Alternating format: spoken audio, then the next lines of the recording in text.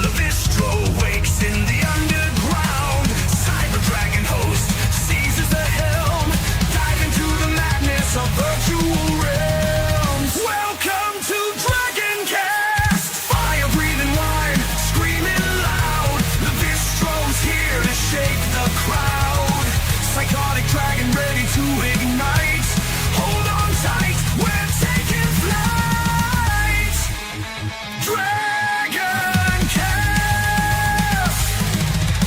From Gamergate to Goonergate, woke crusaders spew their hate.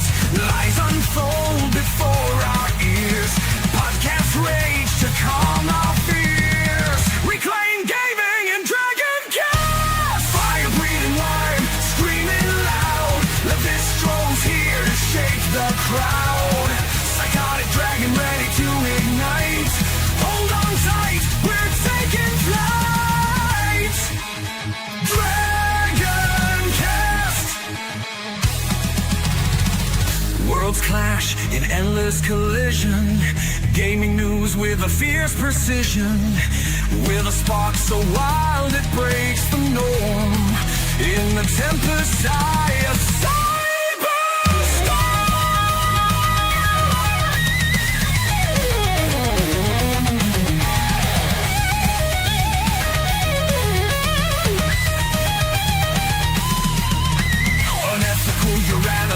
face the score.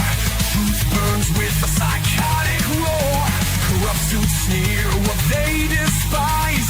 DragonCast will open your eyes.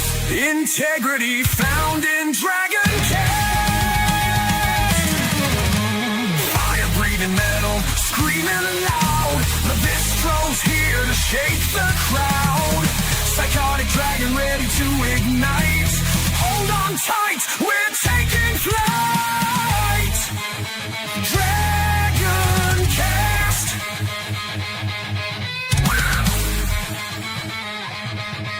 DragonCast.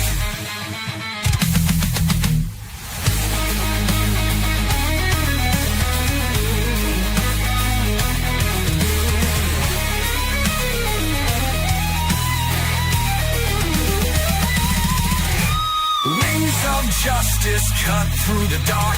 Lavistro's roar ignites the spark.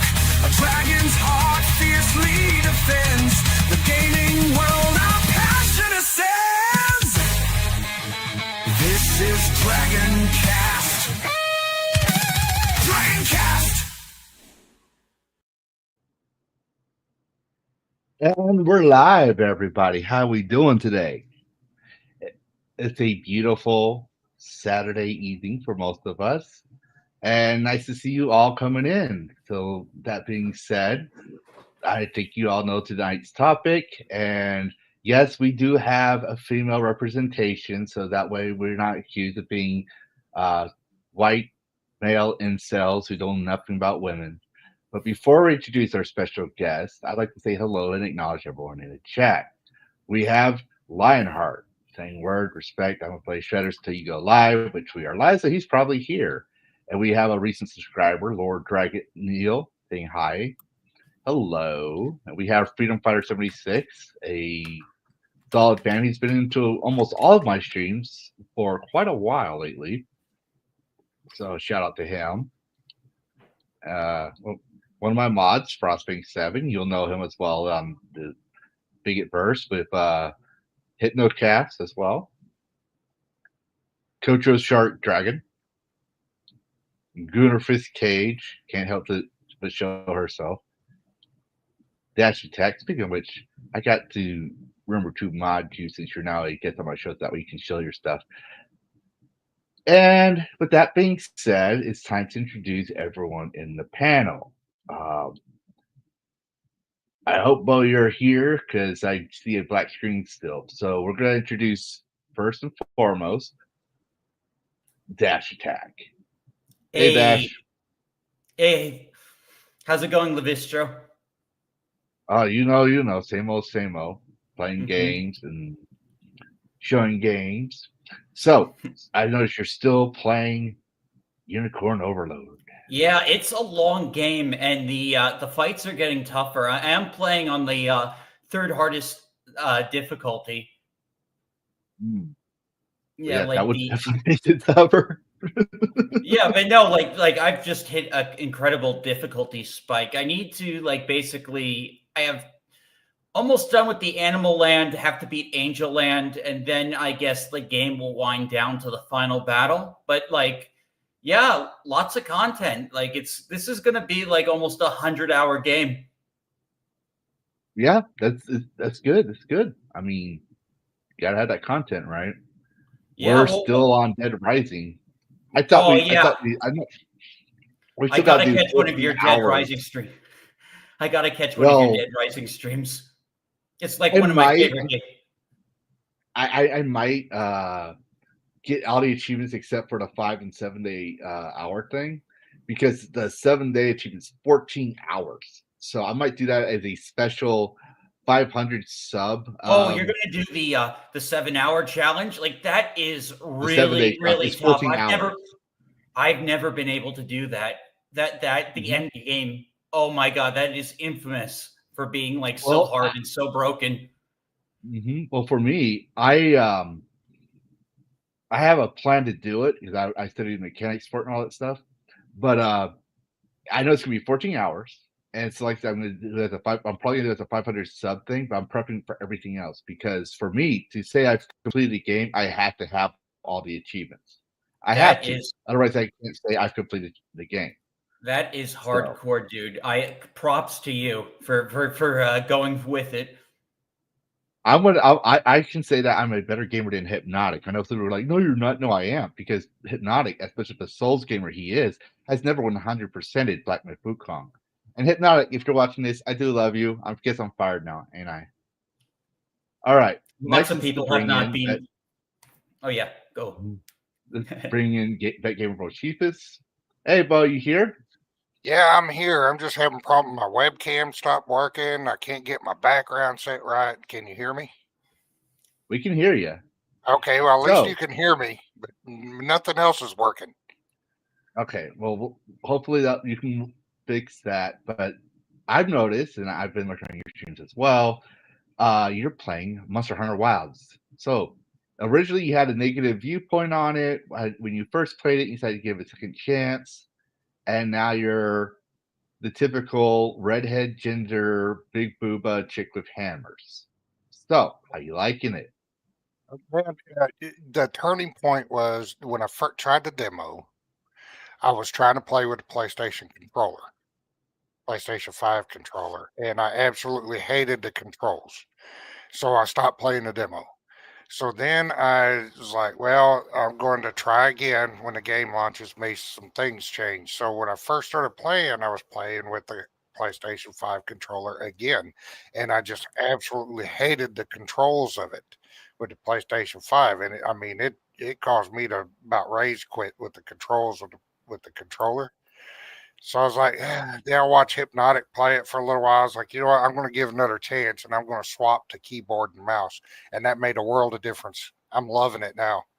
The keyboard and mouse is the master race. I'm telling It you. is, and it's sad. Like when like it's no secret I play with controller because of my disabilities, and I do kind of miss playing keyboard and mouse. But I tried the controller with Demonologist, and it sucked because they just like plopped it in there because it's UE5, right? And they didn't think about much about it. So the controller sucks. The X-axis goes too fast. I was like, I swear, I thought I was gonna get vertigo from it. So when keyboard and mouse, and we were dying nonstop. But I guarantee you, I was dying because I'm trying to sit there and get my fingers to work on the keyboard and have my mouse not shake. So, Well, but with so that being said, I got a background picture up to finally work, and awesome. what it's doing is flipping it. It's flipping it backwards. Like I tried using my logo, and it flipped it backwards. You had to read everything backwards, and it did the same thing with this picture. But at least this picture works better than the logo. Hey, that is a Yeah. nice looking character. That's Yep. Serena. And- That's Serena from the new First Descendant stuff. And if you look at her close enough, some screenshots and stuff like that, especially when I posted it on Twitter, to me, she looks just like Sydney Sweeney. Mhm. Well, that being said, Danny's going to be a little late, but he is coming for all you Fury Stand fans because he adds energy that we all need into the panel. So it's time to introduce our special guest, Hope Classic Cage. She What's has up, guys? offers no cake, no milk, and not even Kool-Aid for her chat. Hey, I know this Still girl. pulling I've up, seen though, her buddy. before. I mean, when Hypnotic told me if you like big booty Latinas, I thought, okay, cake and milk is going to be in this stream. No. Oh. No, Hey, not man. whatever. And since it said cult, I was thinking, okay, we're going to be a cult. And then I started noticing that Laura, she's a furry, and she has this furry cult leader. I was like, I'm not wearing a furry suit. And I was like, well, maybe I can just drink the Kool-Aid and I won't have to worry about it ever again. No, there's not even Kool-Aid. So it's just become a tradition every time I come on her strings just to say no cake, no milk, because it's just become a running joke at this point. Absolutely. So how are you, Cass? And thanks for showing. Chilling, man. I'm happy to be here, hang out with you, and get to finally hook up with Dash Attack. And nice to see Vet Gamer, man. Shout out to the chat, yo. Hope y'all are doing well. I'm just happy to be here, man. Try to make time to be on other people's shows and stuff. It's a little bit difficult, but I do want to, spread the love and give back, especially to people that do hang out with me on my show, especially when I stream 8 hours and it's pure insanity. But 8 hours. 8-hour Tell me stream about it. of My insanity. streams lately, since the Dragon League's been on spring break, has been long. Like, you and Hypno rated me late into the night, and I like to go back and see, like, did y'all decide that, or was it automatic? Like, what was the whole thing that made y'all decide? Because, like, I'm just a small, humble channel, and I know for Hypno, I'm one of his mods, so he's probably like the next. They support him so much. You've always been supporting me ever since I don't know when. It's been a while, encouraging me to keep going. So Hell yeah. it was. I like Hypno to. says, like, I like to spread the love, like here and there. I'll Mhm. raid Hypno because he raids me, but either way, Hypno can run the show. He knows how to gather an audience. So sometimes I'll raid you, sometimes I'll raid Melee Games. Like I try to, give everyone opportunity because I want to help everyone out. That's what it's all about. One thing I love about Hypno, he goes, Lavistro, what's he still doing up so late? And I'm like, well, I thought he knew. I have insomnia. I don't sleep. So when I get the chance to stream games late at night, I stream games because there's always people up who are working late or just need something. And like I told you offline, Cass, we're not trying to be another Hypnocast, another Smash AT show. We're probably not going to be in the same league with you, but we're just another gaming channel focusing on gamers talking about games. And I invited you on because I always like to talk about different topics that no one likes to talk about or actually decides to talk about. Yeah. And address the elephant in the room, which a while back, if I can figure out how to do this, because I'm not going to show the whole video. It's 17 minutes long. Hold on. Gotta go back. Because guess who showed up? Furious Dan. Oh, let's go, Ray. Hey, Dan. Welcome to the stream. Yeah, Furry man. I'm running all over the place. Where's your first suit, man? What happened? My bird suit? Your first I suit. left it in the back of the garage with the gray scars. But it going, anyways, Going on, Cassie? here. What's up, brother? It's my birthday today. We gotta raise some booty holes, right? Yeah. Happy Yeah, we birthday. gotta raise some booty holes up in here. Yeah. I don't think anyone wants to see your booty hole, Dan. Yeah, I think I'll pass them. Give me 1 second. Why this thing is not plugged in? Yeah, it's not plugged in. Shit me. Oh, perfect. You know, I'm still trying to figure out how to do the emotions on this thing. I got some. Oh, it's the emotes number on pad. this. You got to use the number pad. Got to show your emotional damage. Cassie got pets. I got pets too. Come here. Well, I got Hey. sad, angry, happy emotions, and the number pad's not working. So let's try that again. Not working. Yeah, like Okay. this. Angry dash. Yeah. Well, I'm still got to work. I'm still figuring it Yeah, out. it's 'cause as it's you can probably a tell- numbers lock problem that happens. Mm. Happened to me a Yeah. lot. These damn For- VTubers, man. Yeah. Well, I'm Hey, not going to show hey. my face because if I do, people know I'm not famous or anything. But let's just say that when I was doing freelance gaming, I had to work with people who were extremely woke and militant. And since I wanted the money, I had to keep my damn mouth shut. How it You is, know how man. it Yep. goes. That's how you play the So- game. But now that I'm here, I mean, I don't know if I told you this, Cole, but actually, when I did used to show my face, Hey, Lavistro, on give me a few Twitter. minutes. I'll be right back. All right. I when I came out of the military and I was just speaking my mind, didn't realize how crazy Twitter was after Tumblr shut down. Let's be honest, it went crazy when Tumblr shut down. Yep. Someone Yeah. didn't like my takes on things, and I don't follow politics. I mean, I was following politics at the time, but I was trying to detox from it. This was back in 2015. Oh, well, that's what they used to do back in the day. Like they like it didn't matter if you were political or not. If you had the wrong opinion, they'd swarm you and punish Oh you. no, they went low, like real low, like lower than what they did to Barron Trump low. What I mean by that is some guy found out that I live in the same area as he did, found out where I live, and took a picture of me taking my infant dragonling to the daycare and says, Wow. nice kid you have there, and it would be a shame if you don't think about your family first. Now, Scum. most people would probably call the cops or something like that. And my ex-wife, when we were still married, she did. But I says, I'm going to kill him in Minecraft. I just think of that iconic moment of Malcolm X standing in the front Yeah. door with his gun in hand. That's how it Mhm. is, man. Yeah, Ain't no I one know. gonna That's what I was protect you or your family but yourself. Yeah, The cops everything. have- Gloves are off when families involved. But my point is that I was dead serious about doing things in Minecraft, for YouTube. And my ex was like, you're going to go to jail for that. I was like, to save my kid, it's worth it.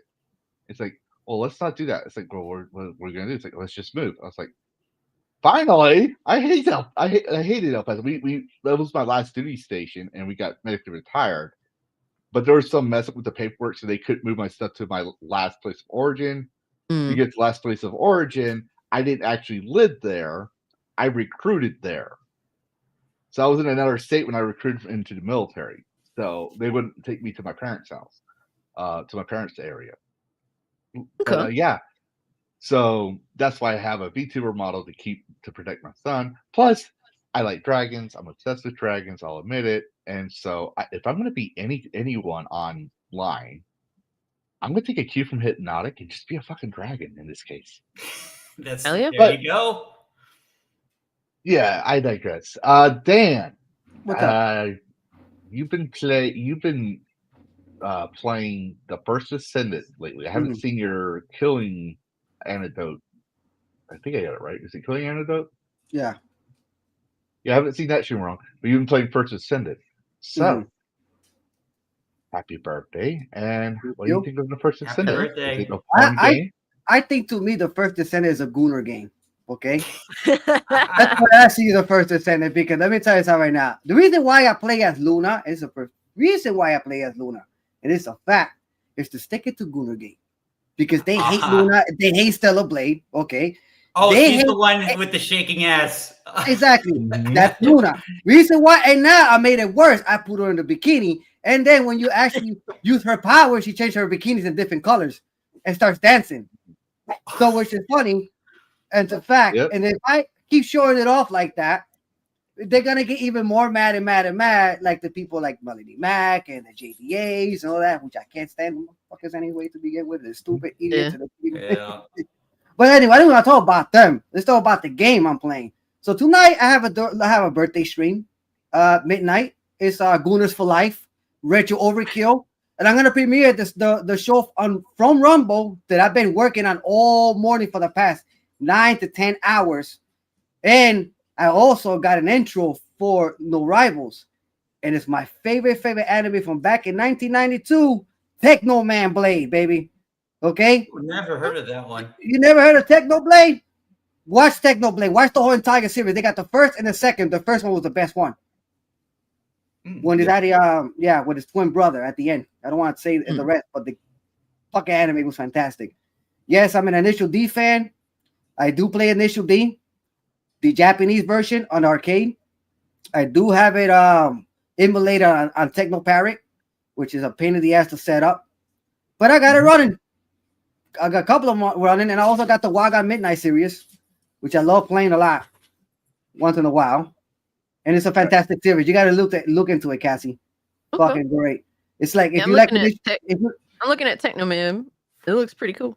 yeah, I like the style. He's All fucking right, dope. so I'll tell you. we don't have a whole lot of time with Cass because she does have a I know. bigger, more important show to go to. Yo. I mean, we're just a humble Every show is little channel here. Every show is, but you can't be at two places at once, Cass. I mean, I would like to see that. I would actually pay to see that.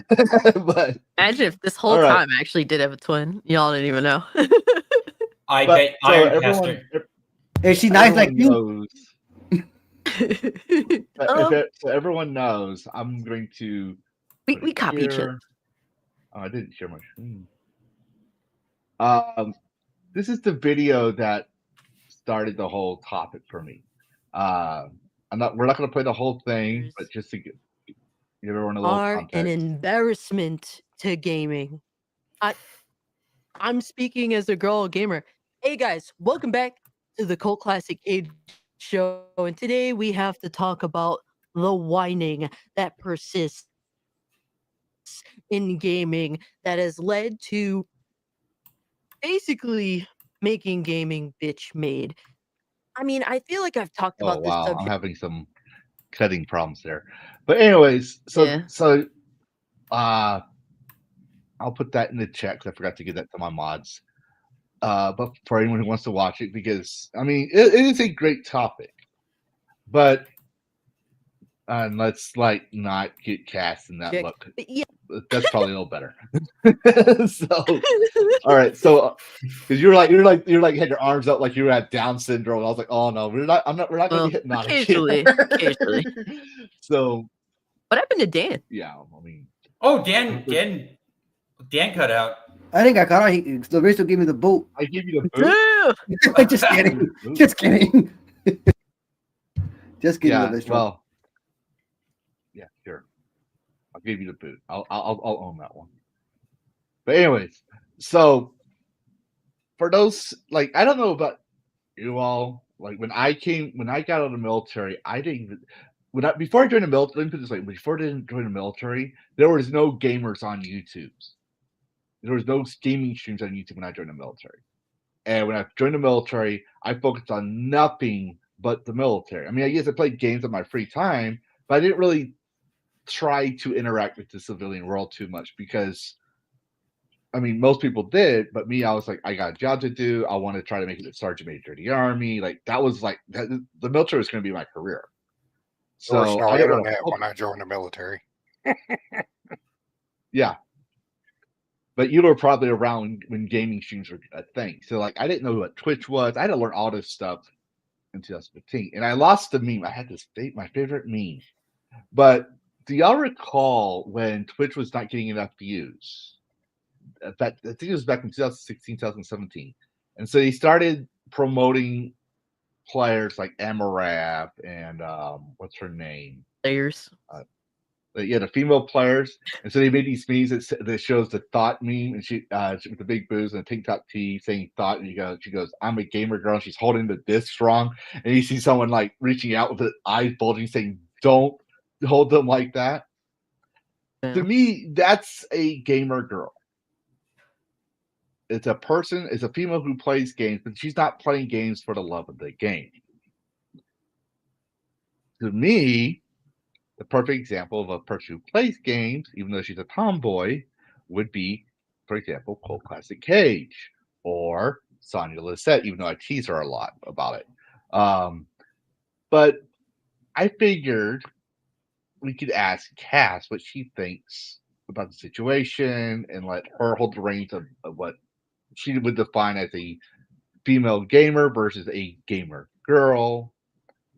And maybe give us some more context about the video. And then we can all interact with her on that. Yeah. So for me, I started playing video games in like, can't remember exactly what year, but like either late 98 or 99. And for me, I got into it because I thought it was genuinely like, dude, like I was watching people play Pokemon. I was watching like all sorts of crazy stuff. The one thing that made me say, like, oh my God, I need to get into this is the first time I played Mortal Kombat 3 at my cousin's house. And I remember even back then, I was tall for a girl. And so my cousin was like a year older than me, but we were like the same height. I might have been a little bit tall. We used to freaking wrestle each other over arguing about video games because he thought at the time, funny enough, like he was like, girls don't play video games, fuck out of here. And I'm just like, well, fuck you, bro. Like, you want to fight? Like, I would wrestle him because he would always like try to, fucking box me out of being involved in the things that he was into. But I was always into like dude stuff. And I kind of lived vicariously through dudes growing up.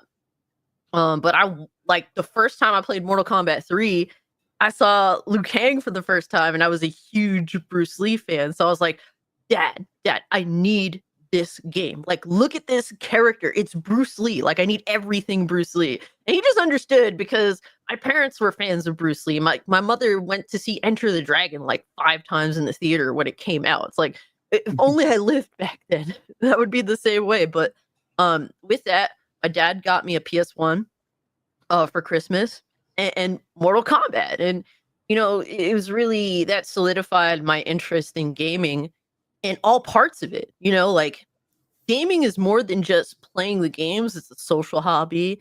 It's it really is an interest that is unfortunately mainstream now. And I say unfortunately because the reality that people see it more than anything else now is a money making factor. And I feel like female gamers, a lot of them, unfortunately, they saw the avenue to make money off of being cute and playing video games. To me, playing video games isn't cute. To me, playing video games is cursing. To me, playing video games is just like, it's just debauchery. It's childish behavior. It's me being immature as fuck. Like, that's a part of it. That's the entertaining factor. That's just what gaming is. And for people to be like, well, I'm tired of getting these negative comments and having to argue with people on Marvel Rivals. Like, when I heard that shit, I'm just like, yet another female streamer. That's what she is. That's what a lot of these women are. They're just female streamers. Yeah, they're just female streamers. They're not gamers, first and foremost. They're there because they stream this shit and they get money off of it. That's what it is. And every time it's just a female streamer that's bitching about gaming culture. And for me, I got into gaming because I enjoyed the culture for what it is. And I've been addicted to it. And I've had periods where, I remember when I was like 17, I wasn't really playing video games that much. I wanted to go hang out with my friends and be outside and just, I used to longboard and stuff too. So like that was a time where I did step away from gaming for a bit. Plus like the end of 360 era kind of flatlined for me personally. But yeah, like for me, I've always found that comfort in gaming in the culture that it is, not just because, oh, well, this can make me big, this can make me money. Like, that's never been about that. And really, for me, when I started making YouTube videos, it was because at like a few months prior, my grandfather had passed away and me and my mother took care of him. And I just needed something to do with my life. I needed like a vision, like a path. And YouTube kind of became that thing and talking. And at first, I started talking about whatever, video games, movies, whatever my interests lied. And then I just felt like focusing on gaming specifically was just the best avenue. But for me, I'm a gamer first and foremost. I stream and talk about games and stuff, but I've been about this shit since I was like 6 or 7 years old. So Yeah. I remember when I started getting gaming, I was in kindergarten, I think, and I got the Nintendo Brick. I'm talking about the old Game Boy. That shows my age. And all I had was Mario and Tetris. Yeah. And I said this a lot in my streams when people ask me about why I'm so obsessed with achievements. And it's because we were so fucking poor. We were below the poverty line a lot. So when I went to bed without dinner, it wasn't because I was in trouble. It was just there was no fucking food in the closet. So when I got that Nintendo Brick, let me just say I know how Charlie felt when he got the golden ticket. All right. Mm. And one day, I wasn't really a popular kid. I was always getting picked on because I was poor and everything like that. And I came home and my mom was talking with like other moms and stuff to figure out, what to do. And she took me to Walmart and she said I could pick out one game because she wanted to give me an escape, but she wanted to try and figure a way to use that to help me get better in school. So I chose at the time, and I probably have my timeline wrong here, but I chose at the time the Legend of Zelda game for Game Boy, which was Link's Awakening. And when I played that game, I realized that Link was left-handed. I'm a left-handed person. He had a sword. This is probably why when I play RPGs and stuff, I tend to be elves because Link is technically an elf. He's an elf-looking character, right? Yeah. Well, heavily in that inspired by elves. packet, in that packet, there was a pamphlet for Nintendo Power. It had all their games, right? All Nintendo's games in the background with the words, "I am a conqueror."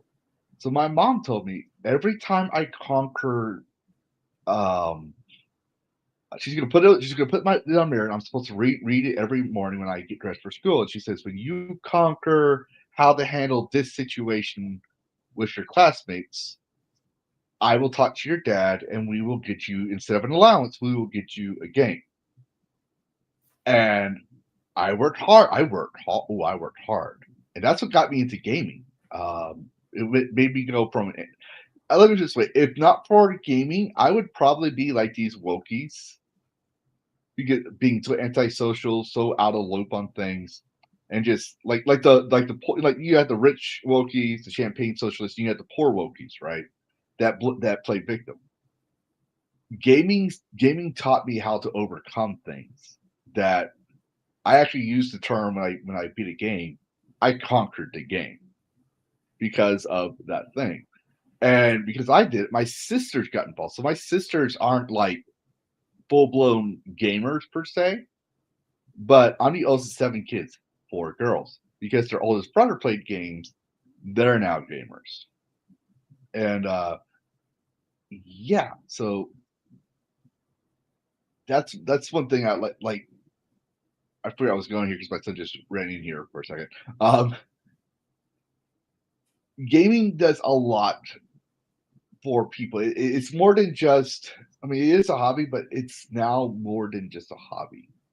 Mhm. It's a culture. It's a subculture. It's kind of like goth is. Yeah, or it's always emo, kind or of this other- been it's always kind of been a subculture, but the only difference now is that like it's kind of like overtaken like the movies in terms of Yep. relevance, and it has, like as Cass said, ballooned into the mainstream. But like it's always had its own like culture, even like even before like I got into gaming in the not N64 era, like 90s, first game Mario 64, and I just never stopped. It's been my thing for forever. But you were going. I don't want to take my time from you. No, that's fine. But just to go off what you said, we all know Bo had the freaking Pong on that weather thing from MIT. That was his first console before Atari came out. Sorry, Bo, I had to Planes do and that. all that. Yeah. All right, but yes. So, anyone else wanted to contribute to what Cass was saying? Dan's story. Let's go. Good job, Cassie. Best story ever, bro. Like I was saying before, I got into Nintendo. My first console was Nintendo back in '87. My first few games was Mario and Duck Hunt, Jackal, which I love the freaking red and green Jeep, and I got into the rollerblade games also as well. Remember that? What is it? A Skatey 80? What was the name of that freaking skateboard game that used to come around? That was another game called Skatey 80. I used to got into that too. There's a bunch of games you guys never heard of. It's a the Adam the Adam Family with Uncle Fester, Fester's Quest. Oh my That's, god. that's Baby fucking Jim. hilarious. Let's say Castlevania. I got into Castlevania a lot, especially Castlevania. Castlevania was a bitch to fucking be at Nintendo. I'm telling you right now. It was a lot of games. I think Nintendo for me and Atari was like before Atari. I think Nintendo was the hardest fucking console to beat. Hmm. No matter how many times you try to beat a game, period. yeah, because there was no memory cards to save the game. So once the game freezes, it's over. I hate that. I hate that with the old games. Don't have Yeah. saves. I Yeah, will say my favorite game from Nintendo that's not Legend of Zelda. Like Legend of Zelda will always be king for me. Me too. Well, absolutely.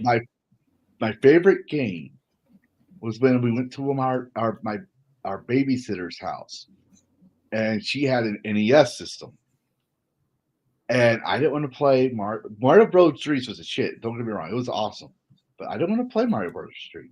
I didn't want to play any other games other than the actual Legend of Zelda game. But there was one game I had to play: Duck Hunt. Yeah. Nice.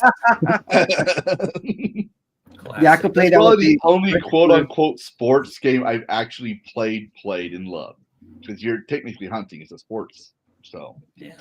You know, it's crazy. So I got a hand-me-down SNES during like PS2 era. I didn't really appreciate Mario like that. I loved Smash Brothers on the N64.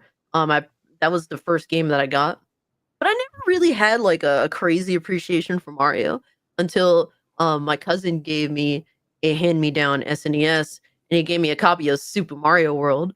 And after playing that, it just opened my mind because back then I was as a kid I was always looking for like a macho experience. Like I started with like Mortal Kombat, at least with the consoles and shit. So I was looking for like stuff like macho games, Dragon Ball, stuff like that.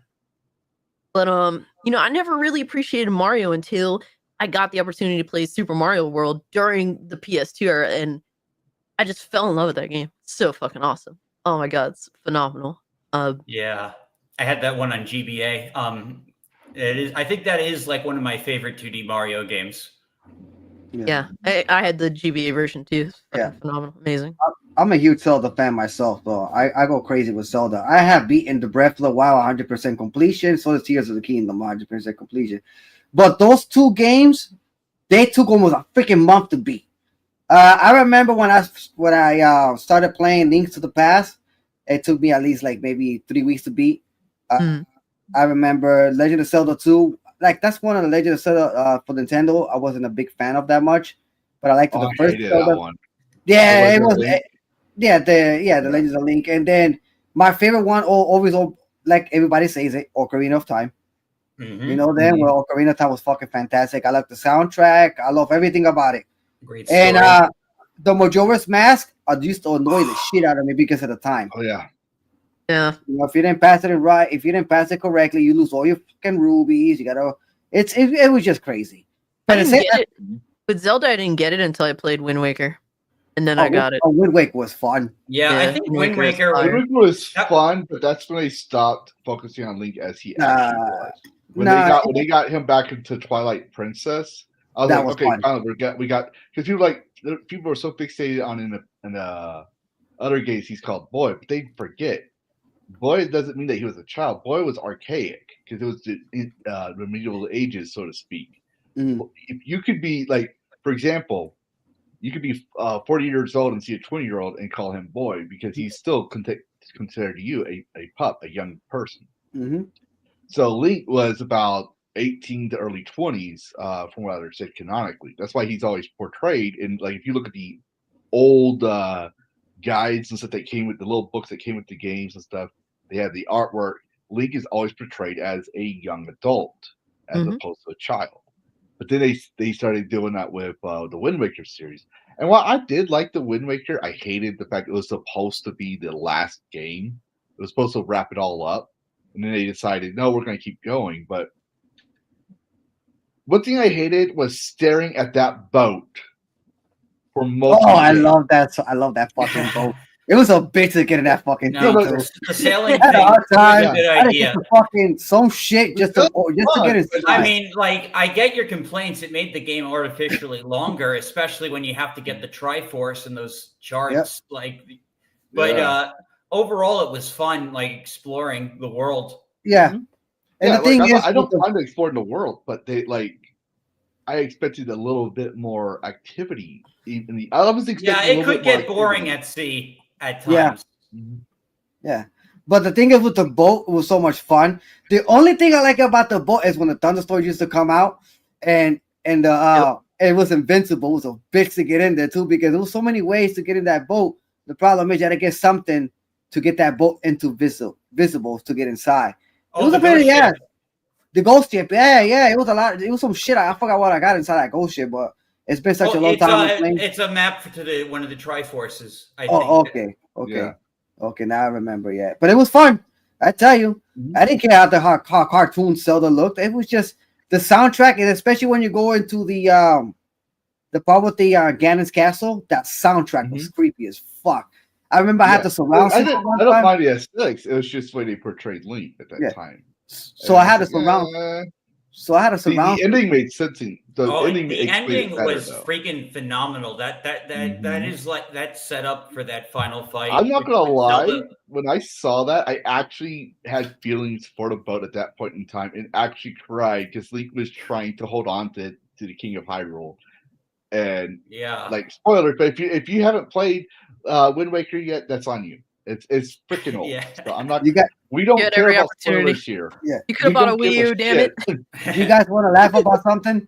When I was playing the Wind Waker, I have 4 speakers at each corner of the wall. The only way I made them louder is because since I like to work on cars, I put a fucking car amplifier. But as I was playing the Wind Waker, when it came to the Ganon's Castle as Zelda, I blew the fucking shit out of those fucking speakers with the car. I maxed up the fucking car amplifier. That shit was loud. I must have woke up like fucking 3 centimeters fucking block with those fucking speakers, bro. Everybody called the cops on me for noise pollution. But we're running a little off topic. I mean, we do talk about games, but I want to keep it on the subject. We are talking about games anyway, so but no, the subject is female gamers. So Colt or Cats. You know, I keep switching back and forth. We all know this. Booter face cast. When did you start realizing the difference between you and, well, I forget who it was already, the person you're ranting about in the video? Well, like those types of female gamers. Yeah. Oh, honestly, I mean, obviously, when you Twitch don't show started, your boobs. So there's that.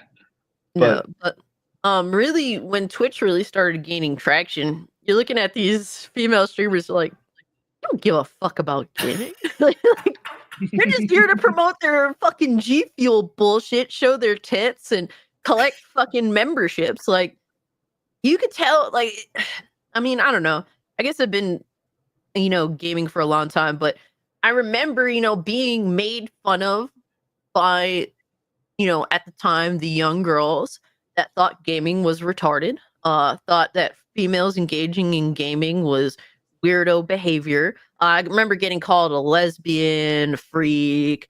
The fact that I liked Dragon Ball, and I liked playing video games. I was an outcast in grade school, and to watch like some of these same women now claim to be gamers after thinking that the hobby was garbage and just terrible, and that women shouldn't engage in it. For them to now be titty streamers, I don't even like to call them gamers; they're just titty streamers. Yeah.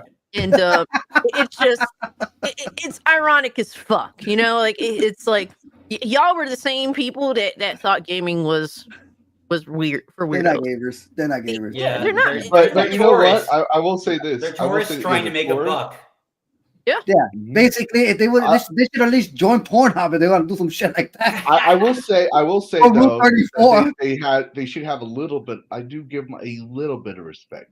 Yes, they have titties. I like nice titties. We all know this. I'm a dragon, and dragons have things about titties. But that's not the reason why I have to give them a little respect. At least they're tourists, and you know it, and they kind of don't hide that fact. But they're higher up on the chain than someone who claims to be a gamer, claims to be active and passionate about gaming, like this guy, courtesy of BioBoosted Squirrel. Buy my book! Buy my book! Buy my book! Buy my book! Oh yeah, you talk about fake gamers. No. Yeah, didn't Well, I've York seen finally some of them film- streams. I've seen some of them streams. Like there's one gal I like to watch for Conan Exiles called I think it's Arabella. She never shows her face, and she just talks through. And to me, she's a real gamer because she's not trying to use her assets to gain audiences. She's just playing the game and talking about the game. And then you see like the one that was streaming a game through her butt. You know, Oh my God. that's all they're there for. They know their target audience, and they know there's a bunch of young guys that are going to click on their stuff and watch it and egg them on and make them money. I don't think those are one horny real teenage- gamers. They're just Whole advertising their assets is all they're doing to make money Assets. off of it. It's one way. But they're not every gamer's like that though. For example, one of my friends who I play D&D with, she streams strictly on Rumble. But she's part of the former Geeks and Gamer tabletop community. You might know her as Serenity Witches or Sunker Maidens. Mm. And she also streams with the Common Nerd. She doesn't do the whole. She hates simping. She hates simps.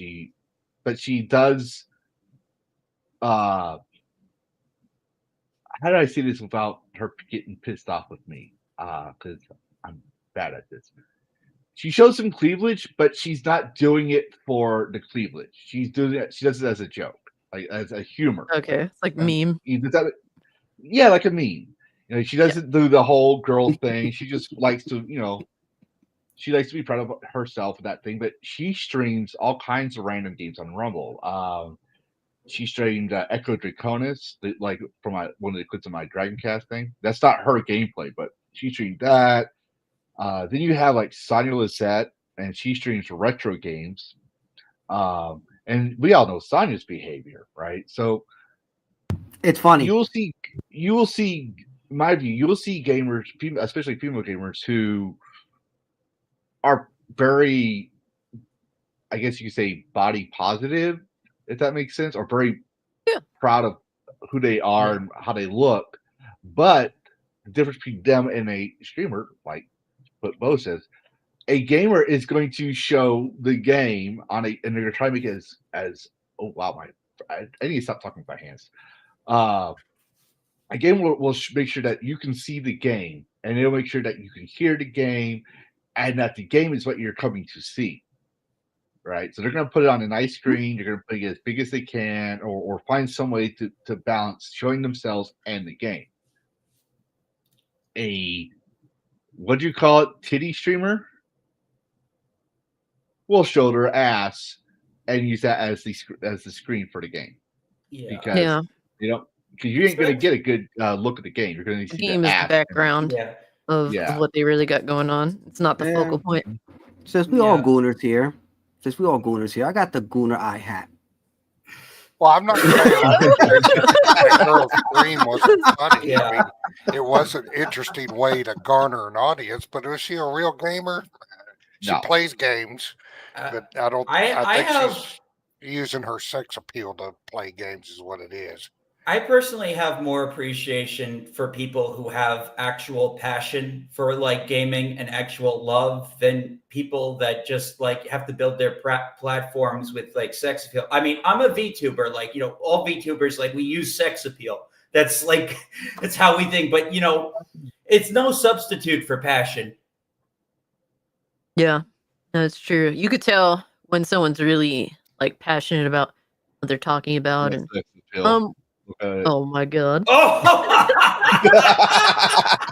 But I was not expecting.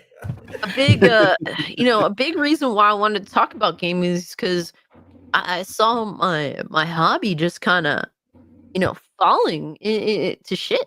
Not all of Yeah. it, but certain parts of it, and it was important to have a discussion. I felt, and really, sometimes it's to vent, sometimes it's to talk to people, kind of get feedback. I like to have an open conversation and see what people think about a subject and what I think about it, because gaming isn't everything is great and everything is shit. No, it's a lot of different things all in between, so I thought it was important to have that discussion, and we're out here having it because there gaming is intricate. Gaming is um not every opinion you have accounts for every single part of gaming.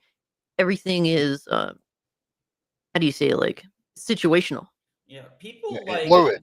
overestimate like how Hold on, big Dash. the Let mark. Dash. I'm sorry. Let Bo talk. He doesn't have a chance to speak much. Oh, okay. Well, I was just agreeing with her. It's kind of fluid. It goes from, you got to go with the flow, Yep. and the hot topics change so quickly, and not everybody's going to agree on everything. I've seen Yep. her say some things that I didn't agree with, but I'm like, you know what? We're still on the same side though, Hmm. and Yeah. you gotta be able to adjust. I mean, just to give an example, like what I did with Monster Hunters. I adjusted how I played the game and I end up loving it. So you could hate something and then find out the backstory on it, or why something's this way or why something's that way, and then somebody could change your mind on something. And that's what I mean by fluid. Yeah. So, that's it. Yeah. And So the thing is, anyway, it's agreeable and disagreeable thing. Like with Monster Absolutely. Hunter, the only thing I don't like about Monster Hunter, I was gonna buy the Monster Hunter Wilds, but the only thing I don't like about it is that you can't create the character the way you want to. That's the Yeah, only there's thing I a have to. restriction on that, and that bothers me too.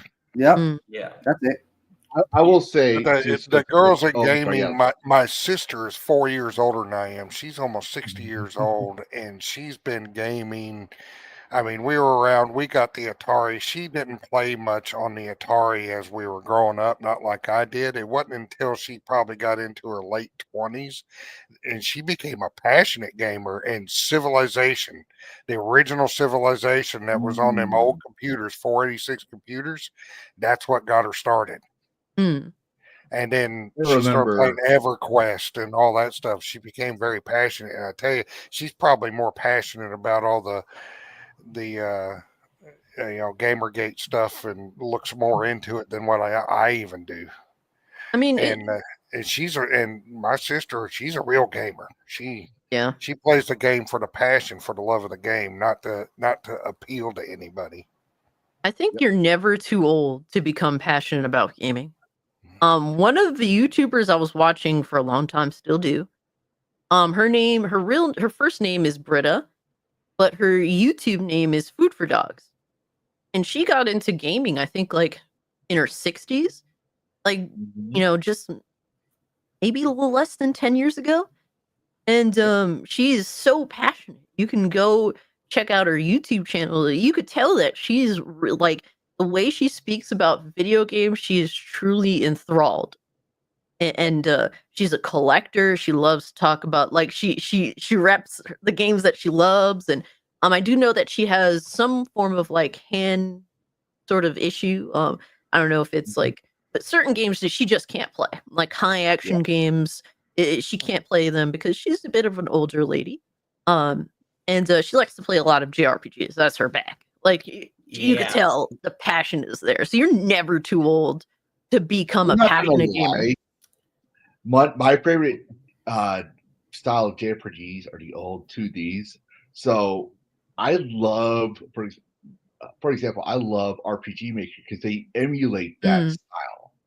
And while it's not exactly the best engine mechanics, it's you're not going to find that because everyone's trying to go into the open world. Like I do like open world 3D games. Let's be honest, I love the choice of player immersion. But that nostalgia of playing an old school JRPG 2D that RPG Maker actually does envelop. And then they try to bring modern ideal mechanics into it. Like, for example, the time system or crafting, things that you wouldn't see in the old games. It's like, what if they had those ideas back then? It's RPG Maker. I love People have made entire horror adventure games out of RPG Maker. Wow. That is pretty impressive, I'm not gonna lie. I've never actually tried RPG Maker. I think maybe I may have to give it a shot. I tried Mario Maker. Mario Maker was fun. Mario Maker's fun as hell. My favorite. I got two of them. My favorite types of stages in Mario Maker that people would make were ones that kind of simulate more of like a Sonic, like gotta go fast feel. Man, people went crazy with Mario Maker. You ever saw hold on, before there's anything? You ever try to beat that part and make people make the stage level impossible with all fucking spikes all over the world? You have to keep but the thing is, in order to upload the world, you have like the creator has to actually beat it. So it's like, how the fuck did you manage to do some of these? It's a lot. Yeah. But I remember when I was growing up, my dad was asking me how the fuck did I play Sonic the Hedgehog? Like when I was a teenager, I managed to find an old Sega Genesis, and I wanted to play like I was a fan of Sonic. Like I had the Sonic comics back in the Archie days. The only Sonic game I owned was the one for Game Gear, and I had the Game Gear because my rich friend, who was my only rich friend at the time, did not want the Game Gear, so he gave it to me for $20. Wow! And it had Sonic the Hedgehog, and I played the shit out of that with that thing. But my dad and I were playing. Like my dad really saw games as a time waster and a money waster, but he always supported my hobby. Like he tried to teach me moderation. Like he was the gooner for movies. So like his all-time favorite movies was like Enter the Dragon and Conan the Barbarian, and we all you named the 80s movies, 70s movies. If you don't know why he liked those action movies and stuff, ask yourself what Conan the Barbarian and Enter the Dragon both had in common. There was one thing they had in common, even though he was married. Exactly. Nudity, gratuitous nudity, and sometimes a little adult wrestling. Because I don't know if we can actually say the word. I'm still learning all the ins and outs of YouTube censorship. So, that being said, he defended my playing like Mortal Kombat and all that stuff. So, but as he got older, he was trying to bond with me and trying to understand why I was still playing video games. And he told me, I can't understand why you playing this. I was like, Dad, this is just 2D. I was like, I just got the game on GameCube. I forget what game it was, but it's the one that Shadow Hedgehog comes in. They try to make the story. SA2, my favorite. Yeah, I think it's that one. The one, but they made Shadow the Hedgehog in the GameCube story. But I think they made it into a movie as well. The whole storyline with Maria and stuff. Oh yeah. Sonic 3 was based mostly on Sonic Adventure 2, which is where Shadow first came. Yeah, I can't remember the whole concept, but it was on GameCube. I showed him on GameCube. That one, they depicted Sonic the Hedgehog as a Super Saiyan when he gets all the rings and stuff. But you had to take like all those child pets and all that other crap. And that game was like, to my dad, he described it as, he goes, Lavistro, son, I love you. but are you taking crack? I was like, no. Are you doing drugs? No. How many sodas have you had? Dad, I haven't had a soda in a while. And he goes, okay, well, that game is for people with ADD on crack. I'm getting vertigo watching you do this shit. Yeah. That when my son plays Mario Maker, and he did one of the most. I tried to do his Mario level. I failed in the first 30 seconds of the game. I made it to 30 seconds. That's a triumph. Oh, it's amazing. I really love that fucking avatar she got there. She's fucking hilarious. When I played a lot of MMOs, and it wasn't very often, but you did run across actual girls when you found out through, when voice enabled and all that stuff, that they were actually girls behind the avatar you were playing. And I met some of them when I played Star Wars: The Old Republic, and they were real gamers because they were getting into PvP and all that stuff. And I tell you what, I had my ass whooped a few times in that PvP arena against some girls that were just, I just couldn't move fast enough. I mean, they were pretty good, and you knew those girls were on top of their game, that they loved playing games. And those girls, to go off what you said, because I think you and I are the oldest ones in the chat here. Well, actually, no, Furious Dan's older than me, but not by long. But anyways, I remember getting beat by a girl, and those girls, they'll say something like, "And that's how you get beaten by a girl," or something like that. I was like, you know what?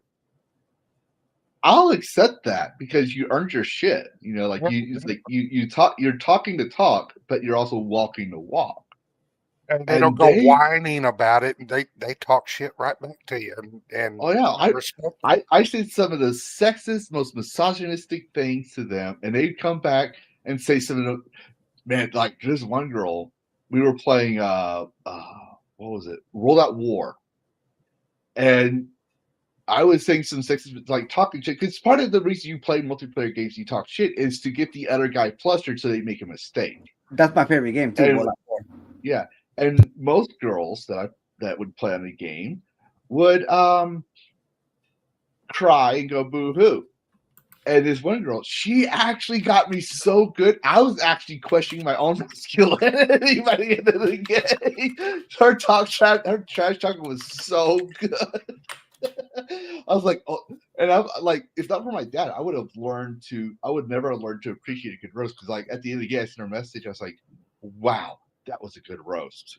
But speaking of which, Colt, when you played online, because obviously you ended up talking online too, because you trash talk. We all know this, right? You're gay. Oh, she trash talks. I remember because I played Call of Duty with her, and I got my fucking shit suspended. What I want to know is, because I'm not a girl, I'm not a woman. I don't have I don't have any boobs whatsoever. So I want to know, when guys heard you talk, is it true they give you free stuff? Free stuff? Like free gear, free equipment, free this, free that. No. I've known some girls that would do that. That sounds very simpish. They would definitely appeal to. No, this is before the simp era. Man's general nature to be giving to. They would give them free in-game items to help them out. No, not really. First off, if I was talking in a game, most of the time I thought I was like an 8-year-old boy. So I wouldn't even get roasted from like the perspective of being a female, like a little more than half the time. Some of them would distinguish that I'm a female, but most of the time they just thought I was like an 8-year-old boy, and they would talk mad shit like I'm so gonna get that. I'm so gonna find that Tarzan TV series clip of with that elephant telling Tarzan and what's her name, the gorilla, can't you guys get along? And she retorts back with, I'm a girl, and I'm just gonna put your face on it. Oh man, some of those Disney animated shows based on like the movies that were coming out at the time, like the Lilo and Stitch cartoon and the Tarzan cartoon, those were good. Yeah. But Yeah, and I just wanted to know that because like my sisters would say like they never got to pre-stuff, but I saw like people, I'm Yeah. so tired of guys treating me so differently because I'm a woman. I wish I never opened up my mic. And I'm like, then why the fuck did you open your mic? Yeah, Yeah, guys First could off, be I've never dicks. seen that shit. I've never Yeah. seen that shit. Yeah, I don't gu- like if a girl Well, comes in the game, If you I'm gonna be play like, a lot of no, MMOs, you do. you're They're you. mostly in a lot of MMOs. I know if my No, I sister play had, MMO, or I don't play a lot of yeah, MMOs, but I play I know MMO. if my sister was ever like into games the way she was, like the way she played Mario Party or The Sims, like the only games like she was ever into, like I would have been really happy. But no, like the women in my family have always been very like dismissive of games. Mhm. Yeah, it's how a lot of women just are. It's always been a thing. Usually when Like I was my gifted stuff in games, it wasn't necessarily because I was a woman. It's just because I was a noob. Like I remember playing Fallout 76, and someone just dropped me load of gear and just fucked off. Like it wasn't like they were trying to see what's up. Like no, they just it's a new player. Help them out. Drop me some new shit. Yeah, I And then used you to just do left. that. I never in got Fallout that. 76. It didn't matter to me if I heard a woman or a dude. If I caught them coming brand new, fresh out of the vault, I'd drop them some stuff that I Yeah. had. Common. The Yeah, only it's a time common thing. the only time I got, I think it was Pug B. I can't remember. It was one of the base building games, survival games. I can't remember. You mean PUBG? PUBG, I think it was. You're talking PUBG. about. I think it was PUBG. Yeah. I'm not sure, PUBG. but What's the name of it? I was a new player, and I hadn't been able to play for so long because my son was a toddler at the time, and you can't really play games until you go to bed, and toddlers don't want to go to sleep. So I didn't get to play until he was like 4 years old. Get back into gaming, and somebody came by and stole all my shit. Yeah. Stole it all. And I'm running around, and this guy thinks I'm a freaking idiot noob. Like he sees me at level 5, and I'm running around, and he's like, "Dude, don't you just like?" It's like I told him like I just started playing the game, and someone just stole my shit and took my base. And so you know what that guy told me? Tell me, where's the base? At that point in time, I thought he was just going to destroy the base. I didn't care. Like I didn't want it destroyed, but I didn't care. I was like, if I can't have my stuff, I'm going to go scorched earth. No, he contacts his guild. They give me some high level shit and go over there and destroy that motherfucker. And for the next 2 months, because I was a single dad. I was a single dad. I haven't been able to play games in years. They destroyed that guy epically. Every time he came on, they would destroy him just because I didn't want to join no guilds. I just wanted to play the game. That's all I wanted. I just wanted to play the game and make friends, trade if I can. Like I'm not big on the whole rating thing. So that was the only time I ever got free stuff. It was because I was earning my shit. Because usually it's like, haha, you're new here? Yeah, you work for your shit. So Yeah. but I do try to give free gear to people or help people out. It's just I don't play MMOs as much anymore because it's getting rather too mainstream for me. Yeah, have you ever given 14 a try? Which one? FF14? No, I'm gonna have to though. People keep telling me I should. Oh yeah, come. You can, if you do, you can come join my my multiplayer server on Discord. Nice. Hell yeah.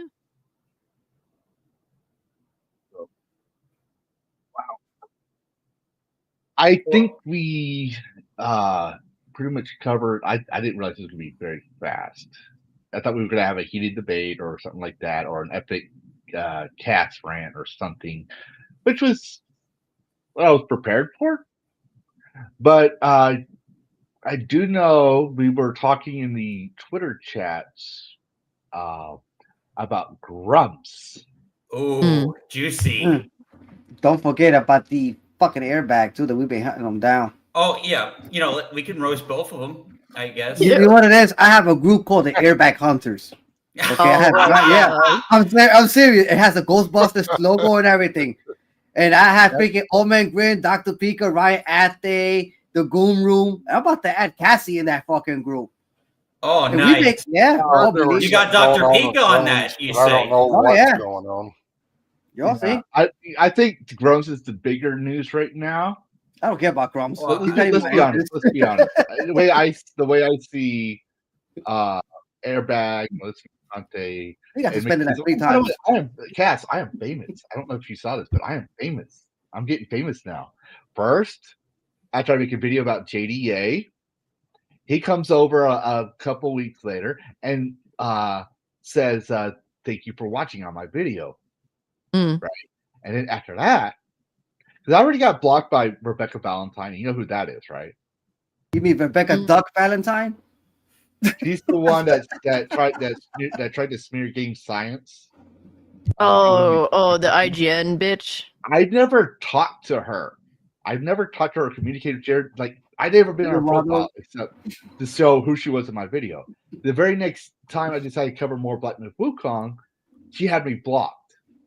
Right? Oh. And Johnny Trent has me blocked. And Elizabeth Yeah. Conte has me blocked. But also, McDizzle found my video about Smash JT and has recently covered that. So apparently, I'm actually becoming famous now. I actually have a fan club, Let's Hate Lavistro fan club, where I get 4 dislikes for every video I make, every stream I'm on. It started with KCD too, because I called out JDA, and JDA usually ignores us smaller, humble channels because we're not even a morsel for his grifting. Yeah. But I must have done something to him. I mean, I know what I did, but I must have done something to him to where I got his attention, because even Packard will start sharing my tweets. Everyone's sharing the tweets about his political background and his past with other things, that he starts coming after me for a little bit. And now McDizzle's coming after me. But the problem is that the way I see things is I'll cover things once, normally, unless there's something more interesting about it. Yeah. And then I consider it irrelevant. So, for example, to me, JDA is irrelevant. He's one of those attention whores who the only way, it's like, if you ever watch Family Guy, there was a scene where someone gives Chris this homosexual guy, right? And I can't remember the whole skit per se, but it's like keeping a pet. He says, "What do I do with him? How do I feed him?" It's like, oh, you feed him. He starves for attention. You have to give him attention to feed him. And that's the joke. But when I thought about it, I was like, a lot of these narcissists, a lot of these individuals that are stuck up, like Elizabeth Mercante, McDizzle, all these people, Airbag. they feed off attention. You mean yes, Airbag? they feed off attention. And what's the best place to get attention? Social media. Yeah, Twitter. I mean, we're getting attention right now, right? But what's the best way to starve them? This is why I rarely share JDA tweets. I don't share any more McDizzle unless something new comes out where I can say this is the price you pay for lying and committing felonies and this and that, which we're not going to know anything about that. He's going to keep it secret as much as possible. But I don't consider Airbag relevant because, well, he isn't relevant anymore. He's not as big as he used to be. He's fractured into multiple different accounts. But he's a threat And- to and- everybody. And even He's then, a threat all he to did everybody. was like He's an activist. We know his whole profile. all he did He's a- was like harass people right of Bernie Sanders. Like that's all he did, like for Aaron. And then like he got big off that, just hurting anyone who wasn't like a hard ass leftist. And then now he's like everyone hates him. Mm-hmm, pretty much. I mean, he's like yeah. the left version of JDA, except he doesn't Everyone- have. Yeah, The only difference is that I'll give respect to Airbag for is he doesn't do something Buy like this. my book! Buy my book! Buy my book! Buy my book! I mean, Yeah. Airbag, he's a commie troll. That's really more than anything else. Yeah. Now that he lost his main account, I'm sure people kind of just don't take him that seriously again. If he manages to grow a new Twitter again without getting it yeeted, yeah, some people start paying attention to him again. Now he's just really chasing more than anything else. He's just desperate. So for those people, sometimes I like to just talk my shit. No one's gonna stop me from talking my shit. But normally for those types of people, I'll just screen cap what they're saying and then make a commentary and keep it moving, because I feel like that's the easiest way to talk shit about them without giving them direct attention that they're looking for. So Yeah. So, Yeah, what but- is going on, you think, with this whole Grums thing? Why is he blocking more people? people are realize more people are waking up to his bullshit. Like you can't sit here Someone have and continue to have the bitch link. and you can't Someone sit have the here link and to continue to this. bitch and whine about gaming when you are one of the main issues plaguing gaming for the past fucking decade. Instead of just backing it up, knowing that he was a developer himself from Activision, and he was a developer for what's the name of that freaking game? Warcraft. World of Warcraft, right? The problem is that why is it criticizing game if you're a gamer yourself? You're supposed to be with us on our side, defending the gaming community and get rid of the goddamn woke left that's been damaging the games for the past 4 years, like SBI, and now the GDC that we got to keep an eye on, big time. He's not even doing that. He's complaining about other games, and Yeah. I just warned Lavistro earlier about this dude who's just so-called a fan who was desperate to come into the show, who got Hey, Fury Stan, for that context, just so you know, I don't want to give out names and stuff. Okay. Yeah, because the conversation I had with him was private, but since y'all are all panelists, I did give y'all a gist of it. But yes, there are people that, and you know this, Cass, and this is why I think that you don't think I was like this. There are people that demanded to come on my show, and I don't want to say yes and I don't want to say no because I want to stay strictly on gaming. And for example, I'll give one example. I was a fan of the Quartering for a while when he covered actual games, but then he started drifting off into politics, which is fine. He can do whatever he wants. For all you Quartering fans out there, that's fine. I got fucking tired of his 15-minute long shill for Coffee Brand Coffee for every fucking video. Yeah. I had to find a timestamp for when he covered topics, and then he started covering less games. And personally, I don't think the Quartering, with respect to his past, I do want to say I did respect his past. I don't think he's much of a gamer anymore. He's becoming a Tim Pool or wannabe Tim Pool. So I stopped watching his content. But there's a lot of people that want to use my platform, even though some of them are bigger than me.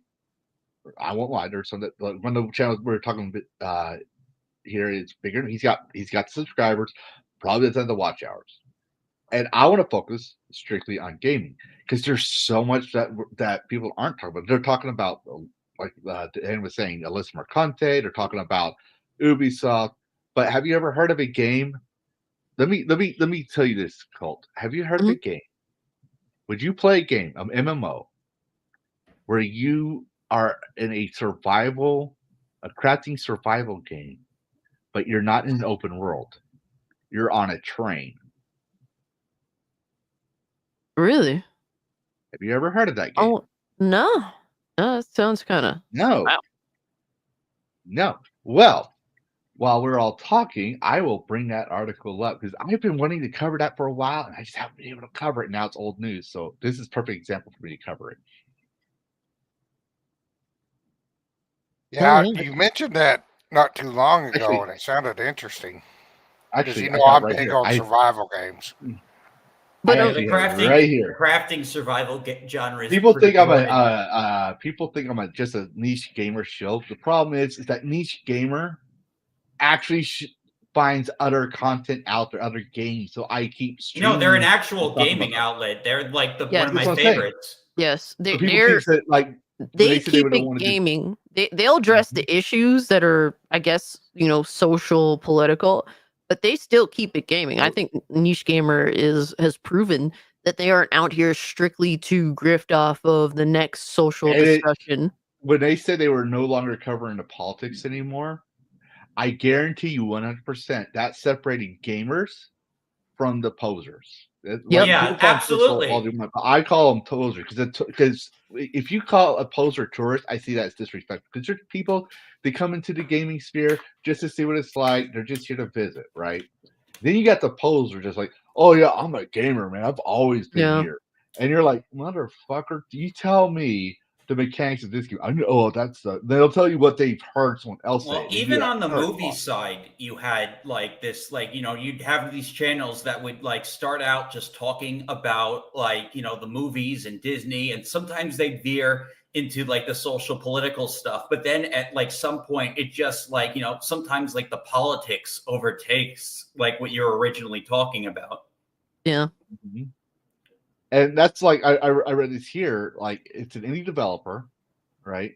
No one talks about this because this doesn't generate clicks. All right, I'm not trying to accuse anybody. I'm just saying let's just be honest here. Drama and sex sells. There's no sex in this article. There's no drama in this article. It's a gaming article. It's for a very niche audience, just like Tips and Tricks used to be, just like IGN used to be.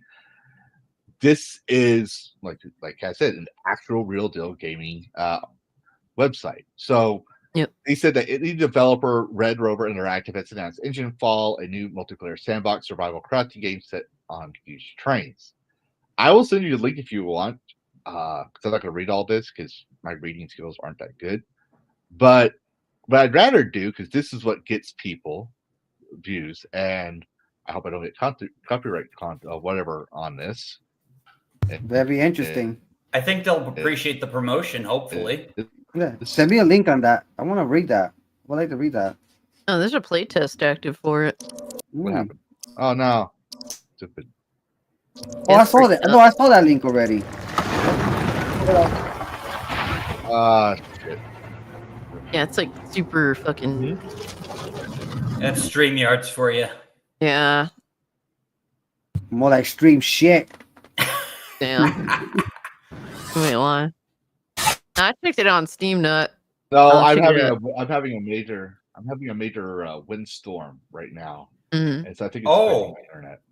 Oh, so it's not just StreamYards Like- being StreamYards. It's No, it's most likely the windstorm in my area. I just got my roof redone with that new roofing, like that multi-dimensional whatever. It can stand like 7,000 mile an hour winds, whatever they call it, right? And I'm worried that it did not withstand this wind because where I live, the winds are strong. My son decided he's gonna try to fly a kite and nearly lost his kite. I told him, like, don't like he's got to learn. Sometimes that's how they learn. I don't let him do things if I think it's going to be unsafe for him, right? Yeah, But absolutely. he nearly lost his kite because the wind almost broke the string for his kite, and I was like, "Yes, son, you don't want to fly a kite out here. It's too windy." Yeah. I will say this about Niche Gamer. They're the reason I ended up buying the Suikoden 1 and 2, remasters, because all they did was add a little simple sentence saying, yeah, from what, like, everything we've played, we didn't really encounter any dialogue that sounded really weird, or like, modern audience-y. And that's all I needed to hear. Like, that was the only thing I was really concerned about with the game, besides generally, does the game play well? Does it, all that? And it was just one sentence. Thank you. Like, That's great. because a lot of people, do complain about dialogue, and a lot of that is certainly valid. But personally, I've watched anime, mostly dubbed all my life, and they've changed things all the time. So it's nothing new to me. It's just, is it deliberately activistic and stupid? That's that's the only thing that I'm concerned about. I don't mind some changes to dialogue. That doesn't bother me. Like if And it's if it's like one line, but like, if it's something like Fire Emblem where like entire context of sentences was changed with a clear pattern, then like I get annoyed. Yeah. But absolutely. if it's like, and I'm glad you said that about Suikoden. I'm definitely going to pick that up, and I'm definitely going to pick up those Yu-Gi-Oh games Konami put in that package. Those are solid. I played the Sacred Cards. I loved that game. It's like an RPG. You're like in the Battle City tournament as like one of Yugi's friends. And then but you get to be the hero. You get to be Yugi essentially, but you're like your own character. You get to fight Merrick at the end. You get to you fight Yugi instead of Kaiba at the tower. But it's like, and of course, you fight a bunch of the Yu-Gi-Oh characters for the battle chip cards. And it's really cool Yeah, so you literally get to play the entire Battle City arc. Yeah, it's pretty dope.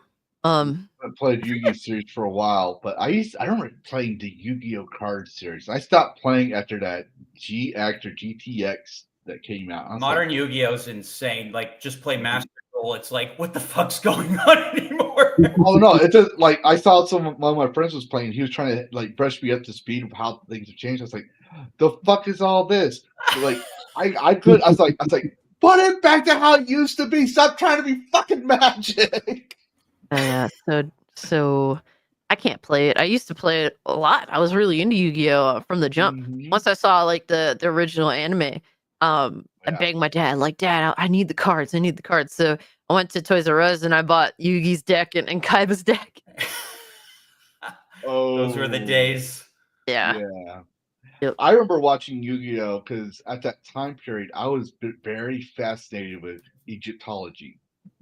Oh And yeah, I love studying ancient everything about Egypt, dude. So you had this cart like this at the time. I didn't know because where we lived we were out in the boonies.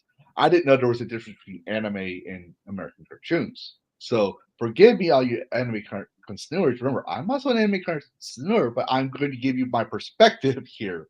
But anyways, as I was saying, all I know is I think it was in middle school or high school. I can't remember. I saw this cartoon on TV of an Egyptian themed card game. And I was like, oh, this is awesome. Then I go to Walmart with my friends and I see Yu-Gi-Oh! And this is what's like, I was already technically in a otaku without being an otaku. It's like I loved Gundam, I loved all these other cartoons I got to see. But where we lived, we didn't really know there was such a thing. Like, we didn't realize it was anime. All we knew, what we thought was anime was that infomercial you saw, or said, "This ain't no Mickey Mouse. This ain't no Looney Tunes. This is anime." It was like the very dark, gritty anime thing you had to call and pay your credit card for. But anyways, I bought the Yu-Gi-Oh cards. My friend's like, "What are you buying that?" And I was like, "Dude, have you seen Yu-Gi-Oh?" He's like, "What?" Yeah.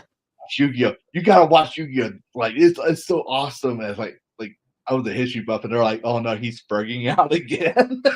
Yeah. But I got friends, and they weren't like nerds or like most of your typical farm boy type guys. So they would Yeah. go more focused on the hunting and cow tipping, all that trope. I got into Yu-Gi-Oh! And the one I was just telling you about was my childhood friend from that time period telling me how to play Yu-Gi-Oh! So it was like the quote Darth Vader, when I left, he was but to learn, but now he is the master. And I was like, I go back to the old days. Funny story. The first Yu-Gi-Oh game I got, I think, was called Dark Duel Stories. On Game Boy Color. And it came with a couple of cards in it. That was like a big deal at the time. Yeah, that I was the really big. into Yu-Gi-Oh. But the dragon card that I think it was called like Seiya Ryu. I'm sorry if I'm butchering the name. I'm really bad with the names. I still have that card. Yeah, bro, fucking awesome card. I was like, oh my god, look at how sexy this card is.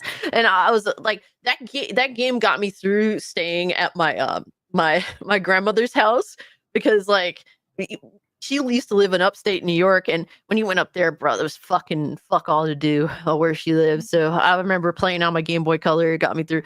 But that card, I remember this kid stole it from me in my school, and I went, and I was the only one with that game. So I was the only one with that card. And when I seen this motherfucker playing it in a Yu-Gi-Oh duel while I was watching like him, playing Duel Monsters with someone else, bro, I went ape shit insane. So I'm like, you motherfucker, you stole that card. I was like, dude, I was like maybe like 9 or some shit.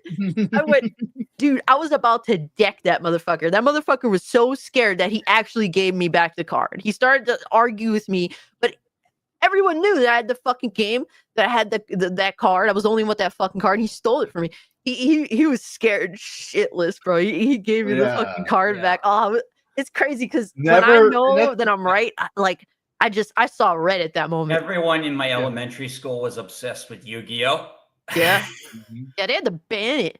after a while because everyone just was super obsessed.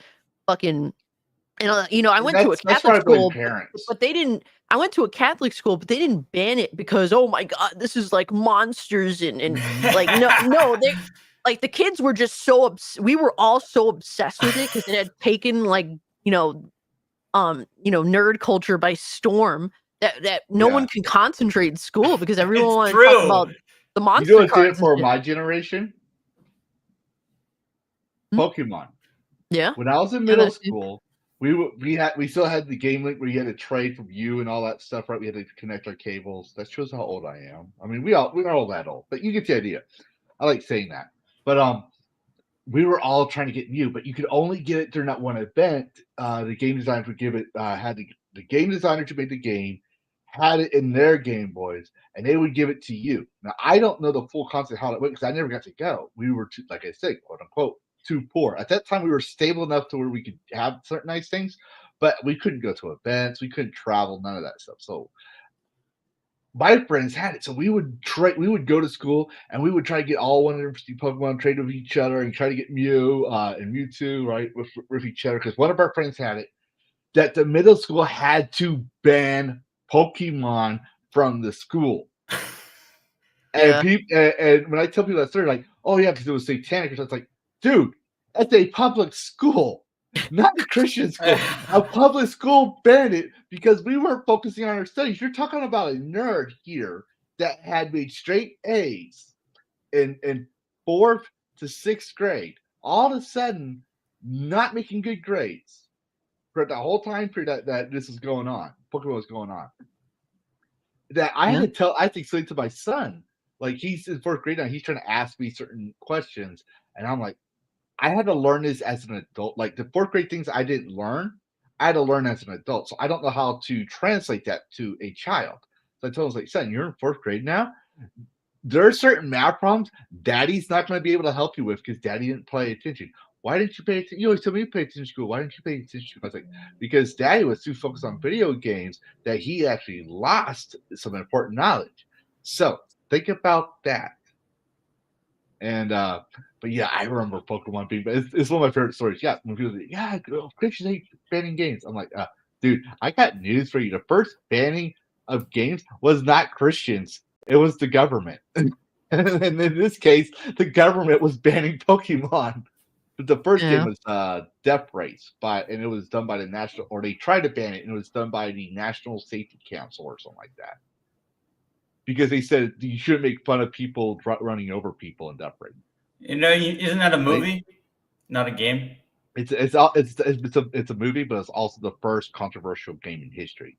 People think MK1 is. No, it is Death Race, and then it's Custer's Revenge, which we all know about that one. My professor told me, since I'm half Native American, this is how woke this guy is. I should give a Native American's perspective on Custer's Revenge. I never heard of the game. I never ever heard of the game in my entire life.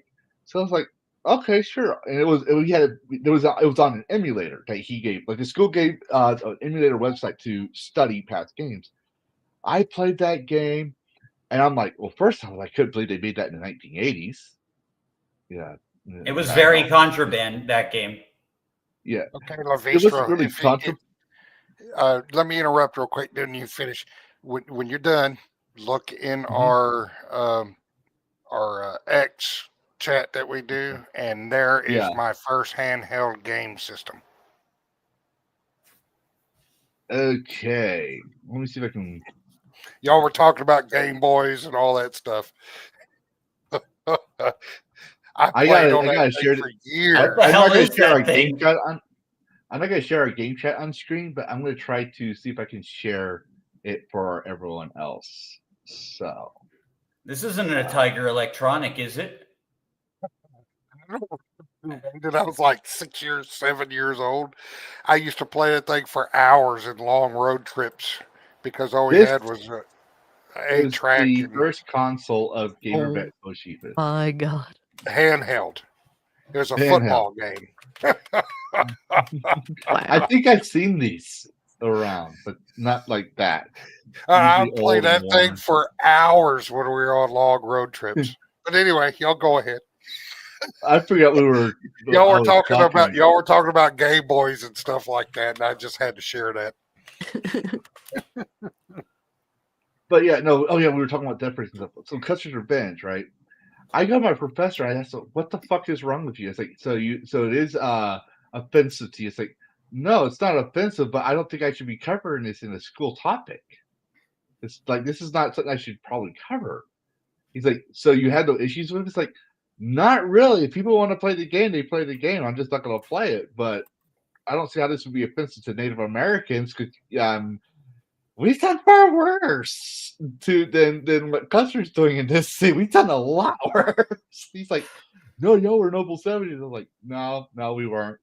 But yeah, so the first official controversial game was, in fact, Death Race. And then it was that. Then it was MK1, and then it was Night Trap, and what?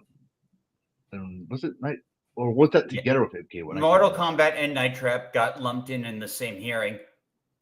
Yeah, and then after that, I think I was mostly ignoring people, but I think the next time because Mortal Kombat 1 was when I was introduced. My dad set up for me against a church that he ended up getting shut down, and excommunicated from at the same time.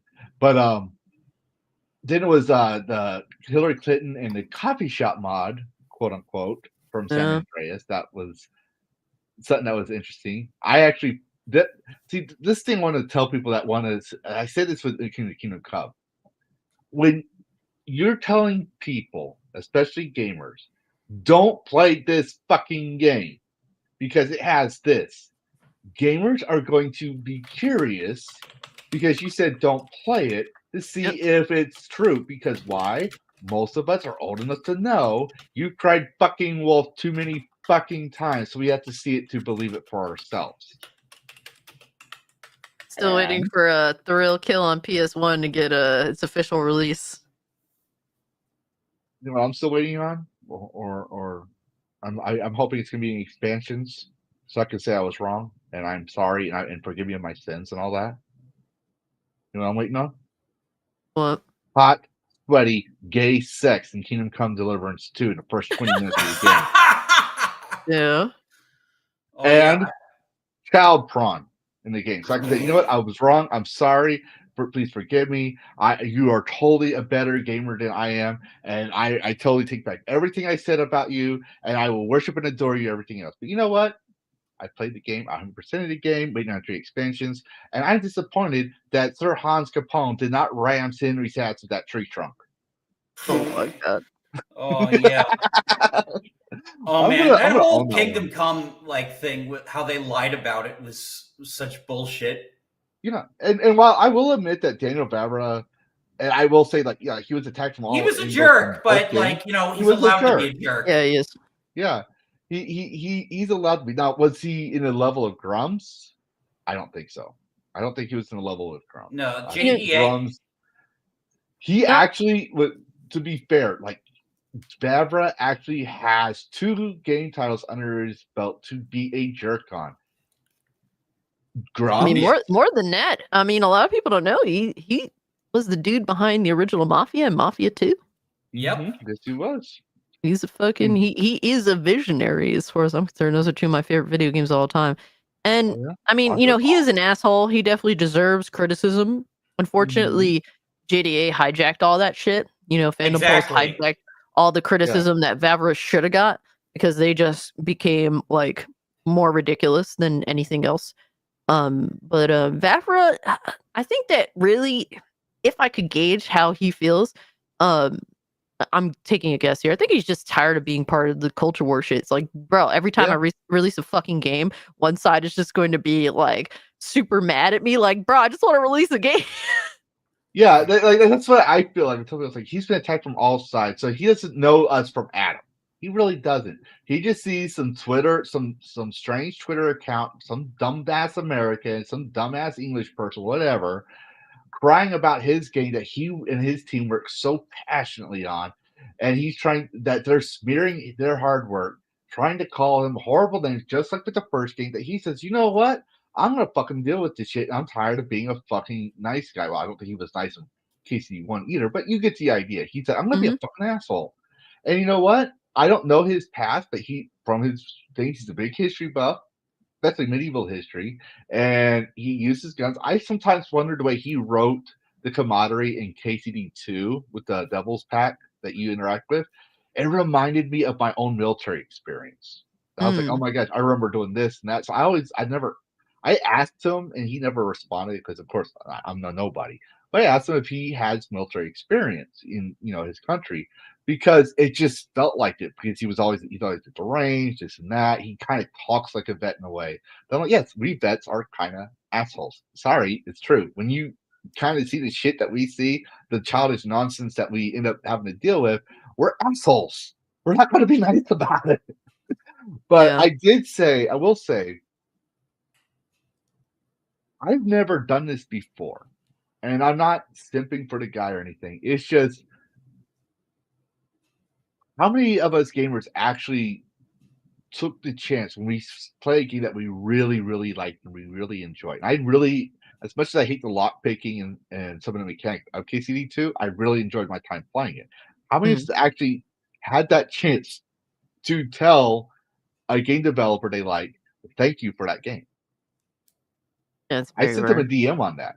But I also said the same thing. I can never pronounce his name right. But the creator of Legend of Zelda, I can never say his name right. I'm not going to try. Shigeru Miyamoto. Thank you. You're welcome. I have a speech impairment, and I don't want to butcher his name, but he's the guy that created Legend of Zelda, which changed my life. If not for him, I wouldn't be a gamer. I mean, he changed a lot of us our lives with the kids. But I thanked him because he inspired me to be a gamer, and his characters inspired me to kind of be the person I am today. Right? Especially then you got Optimus Prime and Duke from G.I. Joe and Leonardo from the Turtles, all that stuff. But but yeah, how many of us really had to take that time? I'm not saying we should simp and it's like, oh, simp, but if you really like a game and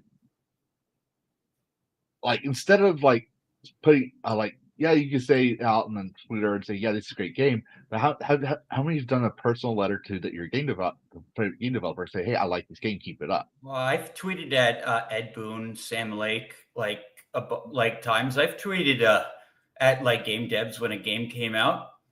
Yeah. I mean, it's a tale as old as time at this point. You don't want to meet your heroes. Yeah, exactly. I mean, I've been a huge fan of Diana Ross as far back as I can remember, from being, watching the Supremes, listening to her music, to her solo career. I know that she's a cunt in real life. Like, despite that, I love her, but I know the type of person that she is. Shout out to her.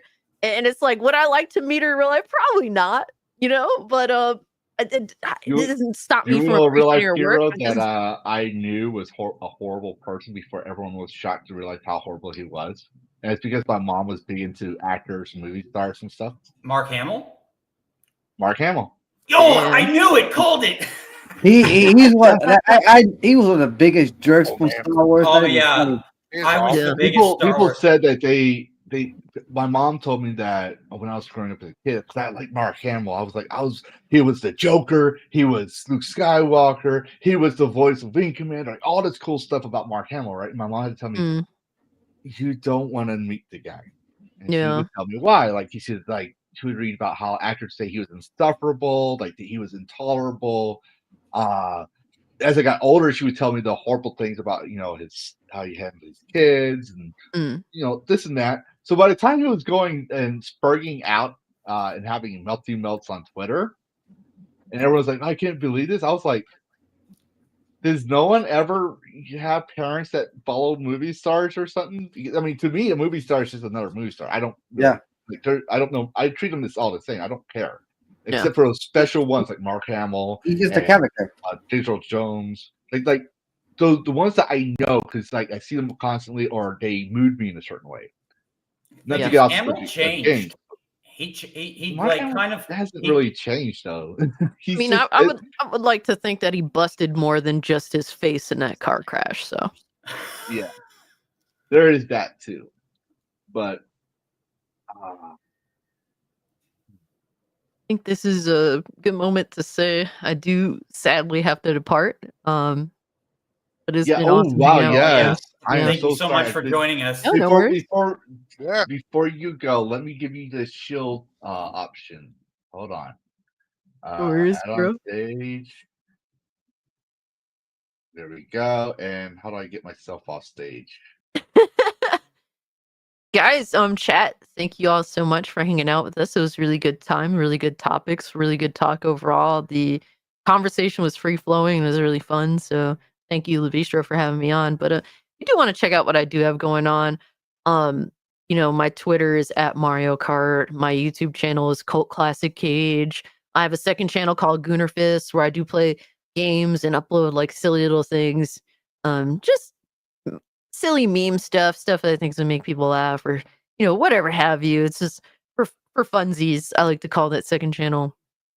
But yeah, I love to talk about gaming. I love to just really have the conversations with y'all, and I hope you did enjoy the conversation overall. All right. That's Colt Classic Cage. And thank you, Colt, for coming. It's been an Hell yeah. honor. Likewise, man. Before you go, Cassie, I want to take one word from Hypno. Protect your booty hole, okay? Oh my god. That was more than one word. Yeah, it's cool hanging out with But- Furious Dan, Dash, Yeah, Vet yeah. Gamer. Protect it with your life. Protect all you can. I will say we will definitely have I just read words not sure things B6 is broken for some reason, but everyone I have guests starting on streams that streams games, talks about games. I do try to add them into my Discord with Dragon Alliance. Hell yeah. So that way you'll get notifications from my circle because my circle this isn't hypnotic. Is I also have the former Geeks and Gamers tabletop. Some people from there, some people from my game design days still follow me and stuff. So you'll probably get. I'm not saying I'm big and special. I'm just saying I got a broad audience. Like you were saying about how you had different circles. Same here. That probably would like to hear your content. So with that Oh, being yeah. said, thank you for coming. I know Right. you got to go. I did promise Boston you'd be there on time, so I won't. I don't know Hell if yeah. I'll be there yet because sometimes this goes over DragonCast. But for everyone who wants more big booty Latina to offers no cake, no milk, or no Kool-Aid, you can see her in Saturday Night Hypnosis. Hell yeah, guys.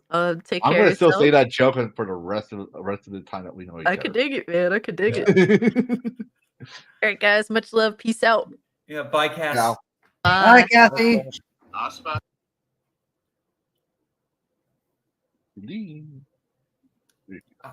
All right. That So was now that fun. the women folk are gone, now we can talk about real gaming. Men's club. Yeah, The men's club. that is unless that everyone wants to leave. So let me ask y'all Yeah. something. I have Mhm. trouble with my webcam. Would y'all rather see what's up there now or my head? I would rather see boobs, Yeah, same. but I would advise you have a voice filter. But I think that's going to cause a bigger rabbit hole for me because I know you're a dude. So if I hear a feminine voice with a female face and know it's a dude, my brain is going to hurt, and I already am a brain damaged dragon. Well, I'm So, thinking you know about what? You because do what if you you want. watch any of my older video, you watch my videos. You can see my face, but I'm thinking about getting a V2 model made for those times that I just don't feel like having my camera on, and it's going to Stop. be. And the one I want to do now that I've seen Serena from Stellar Blade, it's either going to be her or my girl from my Conan. So you're gonna Video be our game. special little Red says Deku. You know what? If I could, I don't know if I can, but if I figure out I can change people's names in this thing, I'm gonna change your name to Bo says Deku. I'm gonna say that. Just Bo says Deku. I mean, think about what would you rather look at, a hot chick or my head? But But here's the thing. But I know Would you rather my would voice you is rather going to look be at coming a out of it. I know my voice is going to be coming out of that hot chick if I do that. So some people they may here's look the at thing I'm that gonna kind of say. weird. Yeah, but here's the thing I'm gonna say. Would you rather see an XY hot chick, quote unquote, because I can't seem to get my hands to work, Mhm. or an actual XX hot chick? If you want an XX hot chick, maybe I can see a Sonya Lizette one to come on. Because Sonya, she's kind of hot, right? She's cute. Yeah, she's I cute. love Sonya. But yes, so anyways, I know we all were talking about it in the chats about certain games we wanted to talk about and share. And I'm gonna let y'all have the option because my son's talking to me. I do need someone to take. If someone's, I don't know if I just lost my train of thought. I don't know if I could, if y'all able to share your own screens without me until I'll only be gone for like 5 minutes if we're still continuing this. But I just need to see what my son wanted. Okay. So do y'all want to share something on the screen and talk about, and I come back and catch on the conversation? Well, I'm gonna say something right now. I'm looking for Xenoblade next week, in a couple of days, in 5 days, and I'm also looking forward for the Metal Gear Solid 3 Snake Eater. Okay, well, does someone have something to share the screen with so I can share the screen? No, I'm not. I don't know what to share. Oh, we can share the Xenoblade Saga if you can find it. Yeah, like I think y'all are able to present your screens, right? If I know which, I don't know how to. I'll let one of y'all cover the topic, and I'll be back. Choice of parenting, how it is. Oh no, it's how it goes, at least. So This My is gonna be daughter's been fun. on her own for years. She's on her own. but you know how it is. Sometimes you gotta stop everything for your children. Yeah. So, Yeah. Yeah. but does anyone have anything? I don't. Well, I did have 2 video games you can cover: the Xenoblade Chronicles and the Do you want to share your screen? Because I'm saying you can take the reins. I don't know how to do that. There's a button called Present on the middle of the thing. You click that. Video file image. Oh, share the screen. That's gonna be crazy. And then I normally don't like sharing my screen, but you don't have to share your entire screen. Just show the Brave tab that it's on, or whatever. yeah, the thing is, the only thing is, I got X over here that I gotta take out. You know what? Hold on. Is it what's the game's name? Yeah, Xenoblade. Yeah. Okay, I'm gonna share the link you sent me. Okay. Yeah. Which is a Nintendo store. Well, I can't scroll it. You're gonna have to share it because I can't scroll. Or Oh my god!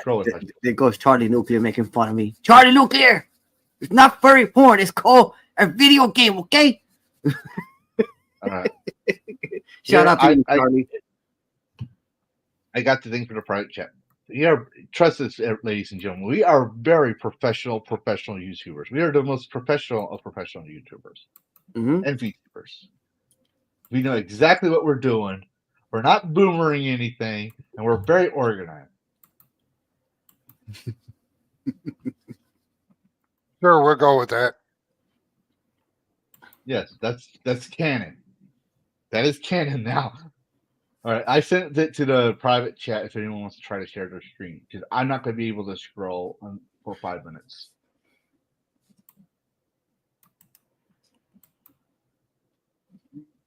You know, fuck it. I just won't be able to scroll until I come back. So what I'll do is I'll just show the. It's not letting me minimize it too much. There. Oh, that's too much. That could be better. All right. So I'm going to share my screen then because. And remember, guys, ladies and gentlemen, when you're on my thing and you want to talk about a topic, be prepared to share your screen. for future reference. All right, I'm There gonna you mute go. myself. I'm just going to dress my child, and I'll be back in 5 minutes. All right. Last time I played Xenoblade was back when the PlayStation first came out with it, and it's an RPG game, but it's pretty cool. Like slashing all these monsters and stuff like that, bad guys. Especially when you get inside that robot, it's off the hook. It's kind of remind me of like a Gundam RPG game. And the new one is coming out, which I really, really, really find fascinating. That you could create your own characters. You could make a female, male character, but they look based as hell, bro. And I'm just looking forward for it. I'm looking forward for it next week, and I can't wait. I haven't played Xenoblade in so many years, so I totally forgot about it. But I think this is gonna remind me of the series, And I can't wait to play it, my brother. So what do you think, Dash? What do you think about the series? Um. Xenoblade Chronicles. Yeah. I've tried getting into Xenoblade. I have two. I have three. It's just they're very like involved games, but like I do like the character designs, and sure, like for Xenoblade fans, like this is like really good because this game was stuck on the Wii U for the longest time. Yeah, it was to tell the truth. And I think because of the Wii U, for me, it wasn't like a very great console. But I mean, after that, like the only thing I like about the Wii U was the shooting games, especially when you used to play the Resident Evil Chronicles, the Umbrella Chronicles. I got all those two games. I also emulate them too. So I use my regular retro shooter guns, but I don't want to showcase that here. You know what I'm saying? So it's pretty good. I mean, I can't compare. I mean, with the Wii U, I wasn't too much of a fan of the Wii U. The regular Wii was okay. The Nintendo Switch was better because I liked the Pro Remote. So I want to be able to try with the Pro Remote when it first come out. It's been a lot of changes. Nintendo mostly throughout the recent years been repeating games. I guess they don't have too many people making games, so they keep just remaking the same shit, but with modern graphics. But right now, since we got coming out with a Switch 2, I'm gonna look forward to the Nintendo Switch 2. I might end up purchasing the Nintendo Switch 2 and be able to get to know more about the system and what's the new upgrades that it have, and hopefully it's backwards compatible, which I am hoping for, which I don't know that much about it. Yeah, even Charlie Nuclear said Nintendo's not indie friendly either. So, I mean, I could believe that too. So, are you guys looking forward for the Metal Gear Solid 3, the Snake Eater? I'm gonna probably stream all the originals because I have the collection at some point. But I do hope the remake does well, just so like Konami, like I guess like maybe like continue Metal Gear, maybe without Kojima. Yeah, to tell the truth, the only one they actually fought for the rights of Metal Gear Solid 3, the Snake Eater, to keep everything original was David Hayter, because they was gonna do some major changes because of so-called culture wars. He didn't let that happen, so he had maybe, I don't know, we don't know that much about it. Maybe there will be some censorship in there too, which I'm not looking for. So that's the reason why I hope not. I hope not. And I got the collection too myself. The out of all the originals, because I'm a huge Metal Gear fan. I beat it from the first one, which is Twin Snakes, and the original one from the PlayStation, which is the one I played first. Then the Twin Snakes, and then Sons of Liberty, which is the second one, which I can't stand Raiden because he's a fucking annoying character. I've played 2 and parts of 3, never beat either of them, but I do respect Metal Gear and its fans. I would like to. I'm going to push myself to beat some of these games, like when I stream the collection at some point. I'm going to start with Snake Eater because that just seems like the best one. The fourth one was pretty good too, though. The lore is intense. The fourth one was freaking crazy. I loved the storyline. The fourth. Yeah, I can't wait for that to get It looks like they're going to port that at some point, since they did call it Collection 1. Mm-hmm. That's why even Lionheart is looking for the remake of 4. The 4 was freaking fantastic. It was pretty a lot of action on the 4th. The 5th one, which is the Phantom Pain, I have it.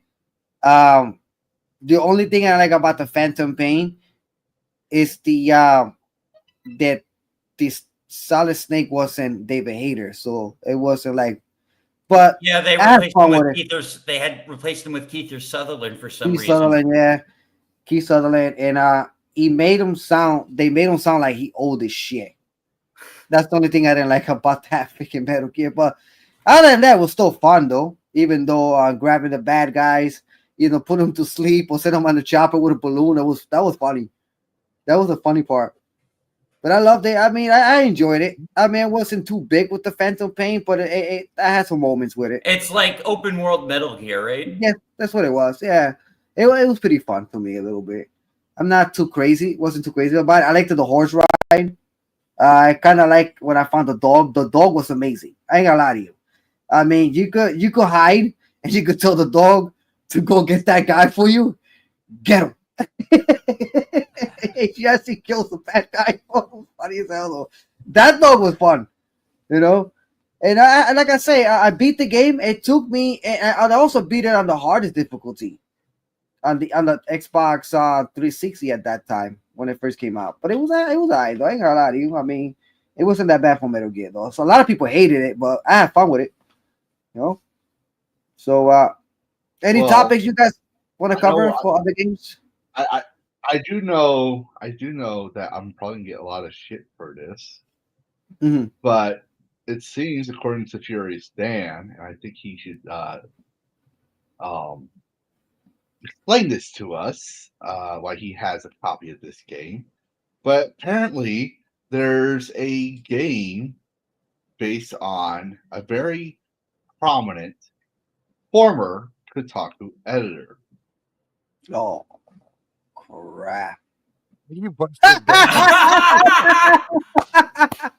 Well, I'm going to explain to you about this game. It got 0 breaking records on Steam. And it was made by Dildo Studios. Okay? Made by her company, knowing that she sucks. And it's called Fight Me Physically Edition. So you guys can get your copies at $0.00, and you can play it on your PlayStation anytime you guys want. And to answer the questions in the chat, Steam. no, it's not a real game. It Not was a a real meme game. that Furious Dan made that he asked me to put on the thing. And I figured, what the hey, why not? I'm pretty sure that, I'll get shit for it. I don't care. Alyssa, if you're watching, I totally respect you as a Euronalyst, and I do hope you get that leaky roof fixed. And I do hope that someday someone will find your talents and abilities worthwhile, because I certainly do not. Yeah, I'm going to get canceled. But no, I did promise we would put that in harassing here. her. You're harassing her. She's gonna sue you now. Yeah, I'm you a know what it dragon. is? I'm an endangered species, so I'm protected by the law. What's she gonna do? I'm the wolf. You that know how many because- people have tried to slay a dragon on Twitter, or formerly known as Twitter, now X, and have failed and got roasted for it? And that dragon does not have a big following? A lot of people. Yep. And the thing is, I have make memes and bloopers about Alyssa, and they know they can find my YouTube channel, but they just don't go to my YouTube channel. They just go put a like on the fucking page. But the thing is, I make bloopers about these woke tards every single day.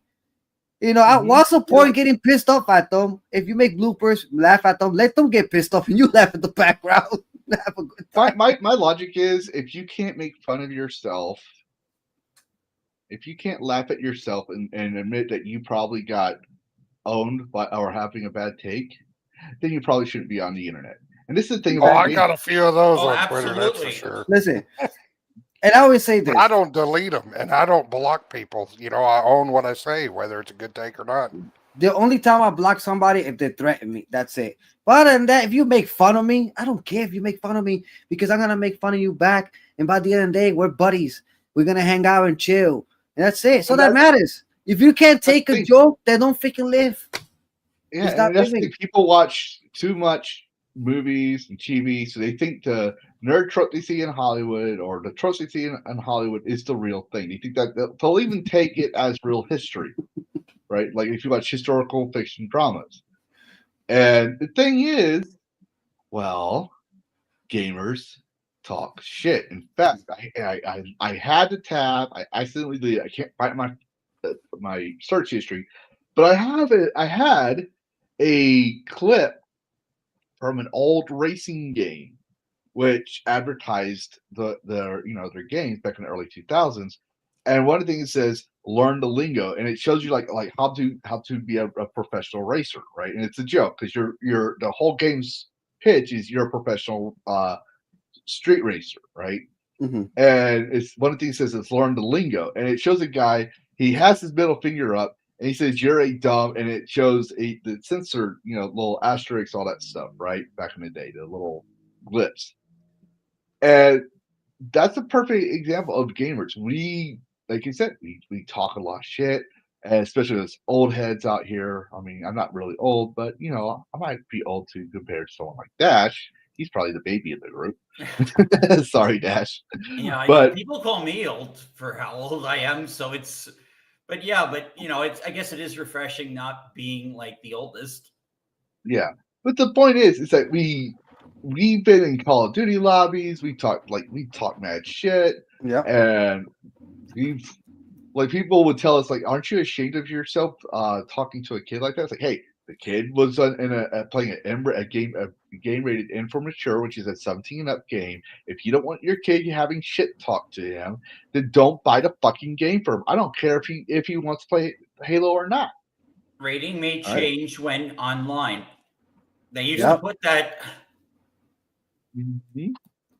I'm hearing you. That's one thing I think. Like, Alyssa, you're trying to attack gamers, and sadly, we gamers, we are the outcasts. We've been ostracized for so long. We're used to it.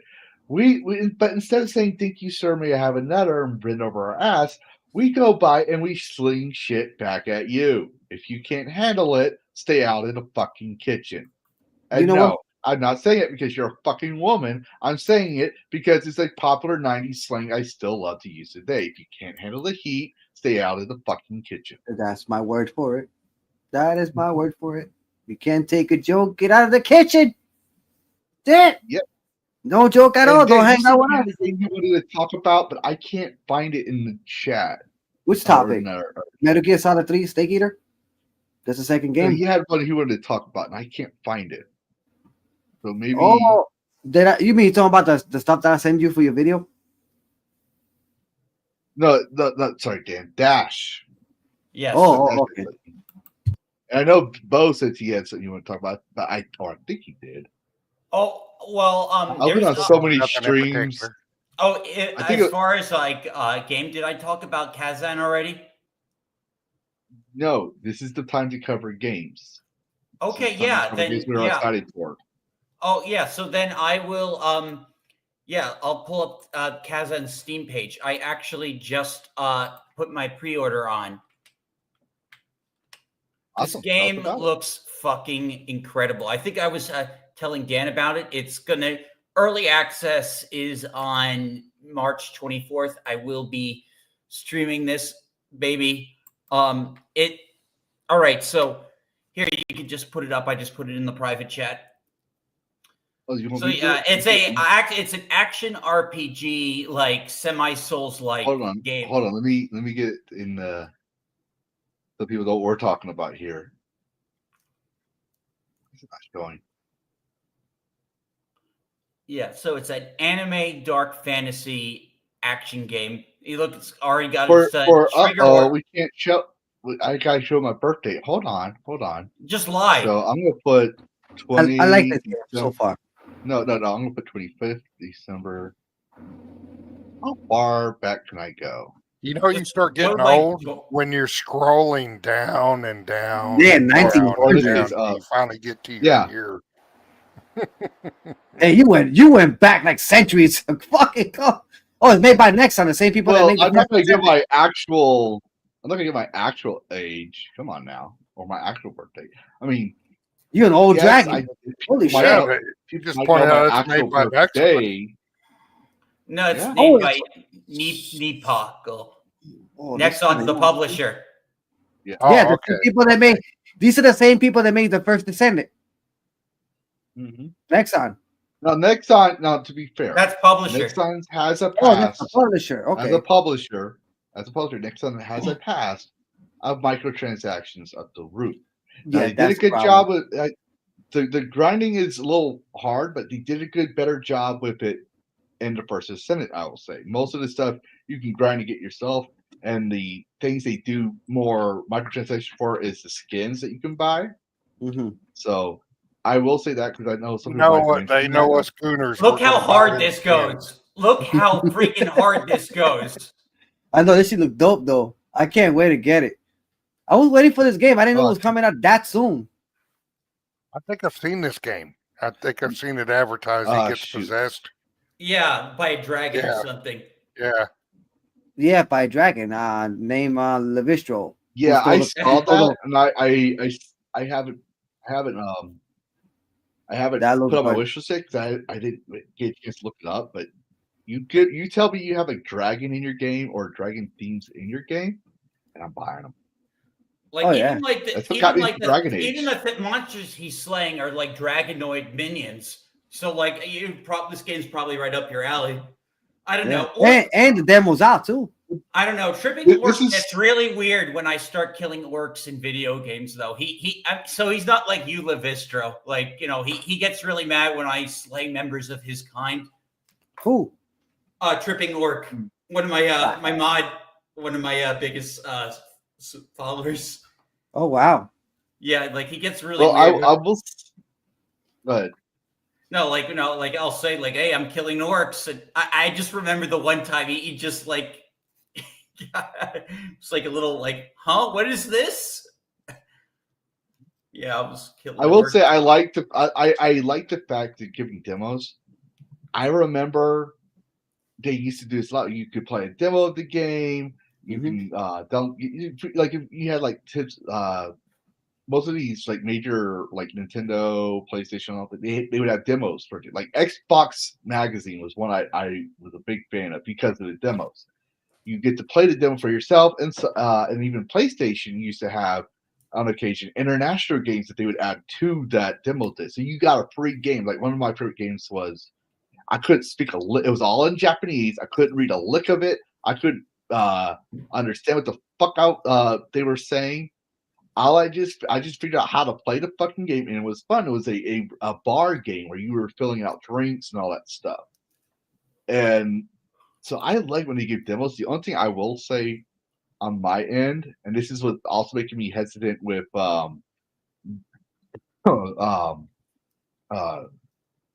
doing the Dark Ages, as much as I want to play that game, it's this right here. De Nouveau. That game looks good. I ain't gonna lie to you. I'm looking forward to it.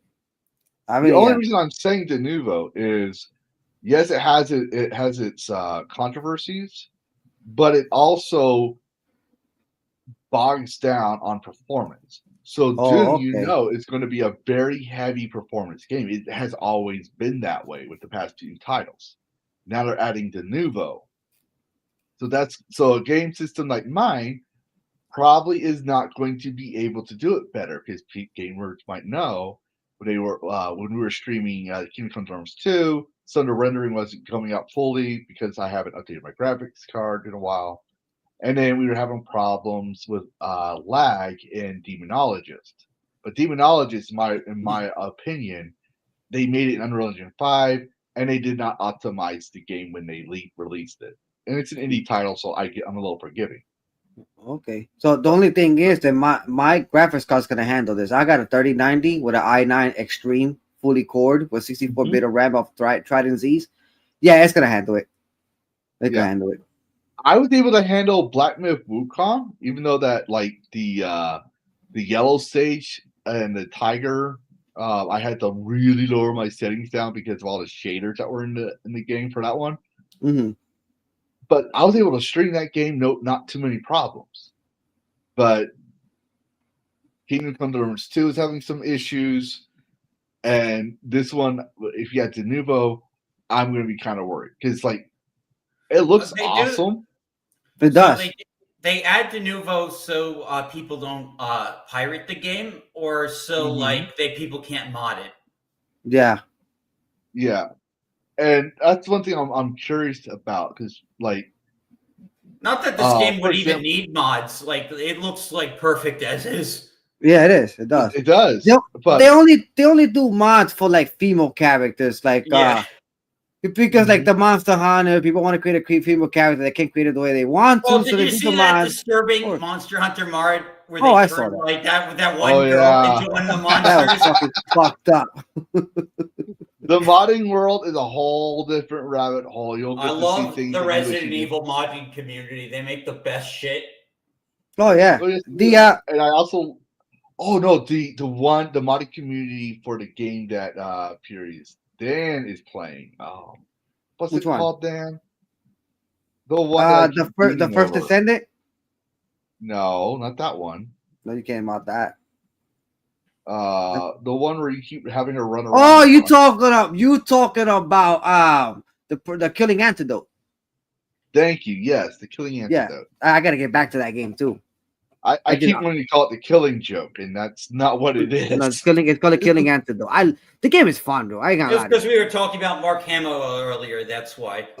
Yeah, the Killing Antidote. Ladies it's a and Gooner. gentlemen, I hold on. I consider it a Gooner gotta game. address something. Gotta address it in here. Why is this doing it this way? Excuse me. Charlie Nuclear. How dare you? How fucking dare you? I'm not Spyro's grandpa. Spyro was my slave name. It was my fucking slave name. You take that back. And now, ladies and gentlemen, we're going back to what's really important. Talking There's a about games. resemblance. I know I didn't think about it, but like when I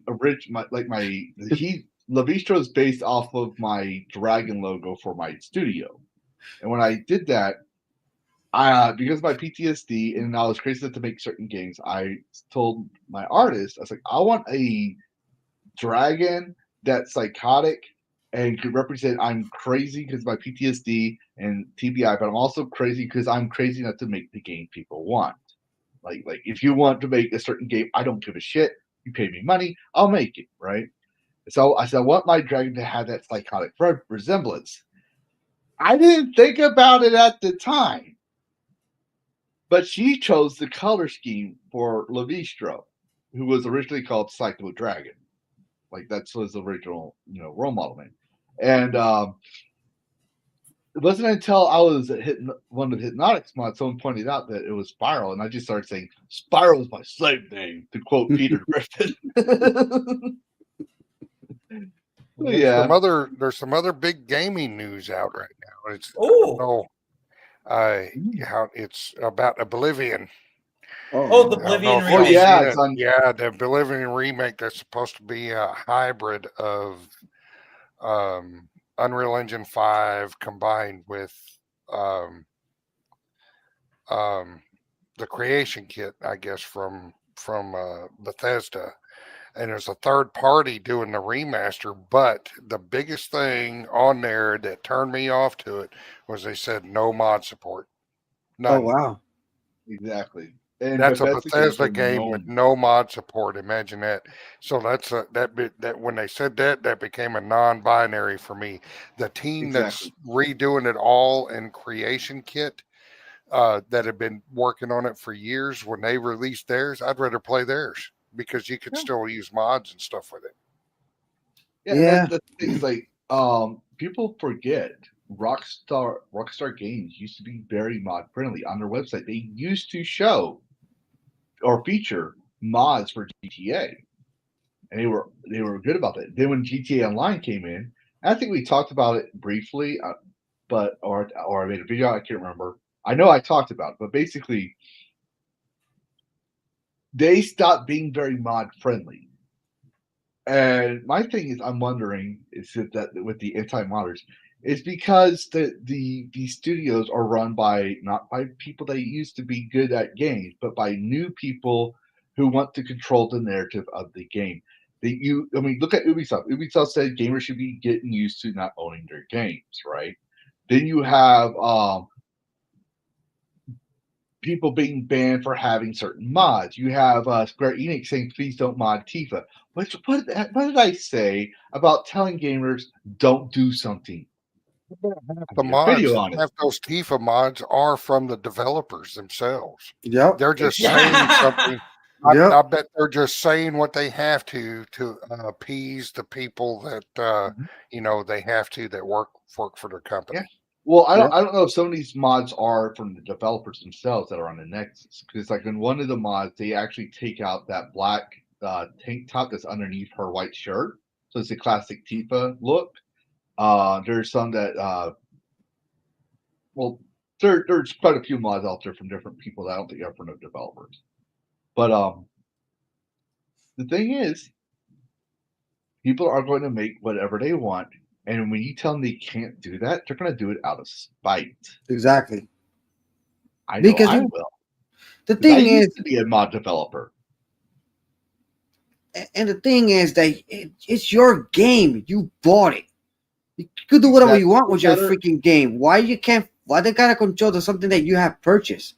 It doesn't make any sense. If you own the Because game, they you have want- rights to do what the What fuck. pisses Exactly, but they me want to off control about you. character creators, because if they're going to make a game where you can create what your character looks like, whether it's male or female, then by God, they need to go all out and let you create what you want to create. Exactly. It's your shit.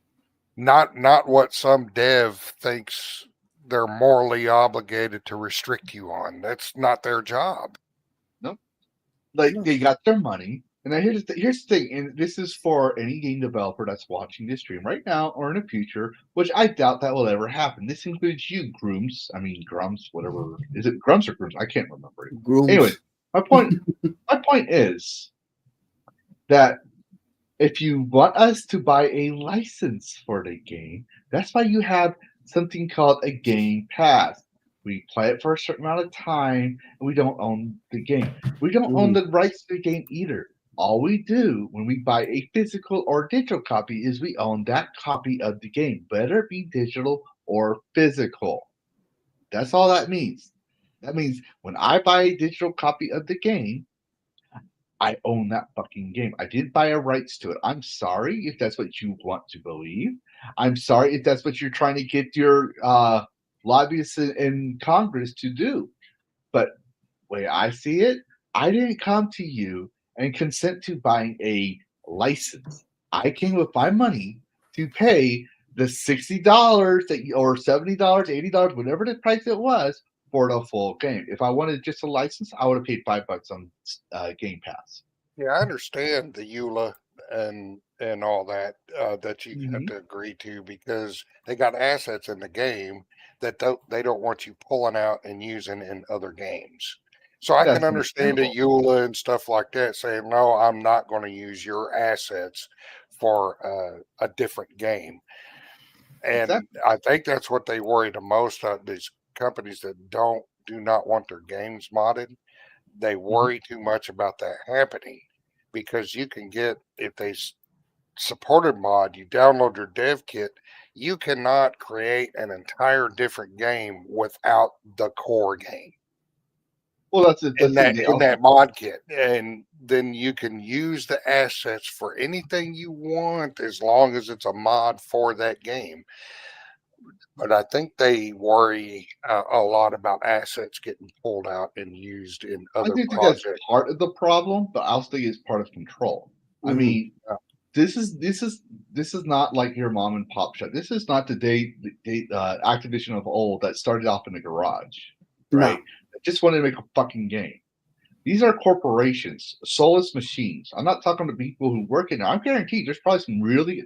I worked with some really good people in the gaming corporation as a freelancer. I'm going to point that out there because I know someone say, "Oh, Lavistro says he was a AAA game designer." No, I was a freelancer. I was an intern, which means I got to work with some people. I had the opportunity because that was what my college degree required me to do, to have a degree that I decided I don't need the degree anyways.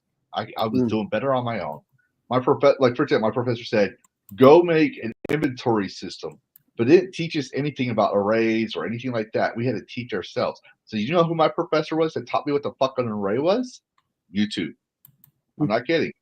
Game developer YouTube channels are the best source of information for game design. Exactly. Regardless of what engine you use, you will find better. And I know people give them shit. They don't cover a lot of things, but if you want the basics of how to make something, go there, and from there, Well, learn how to optimize your game.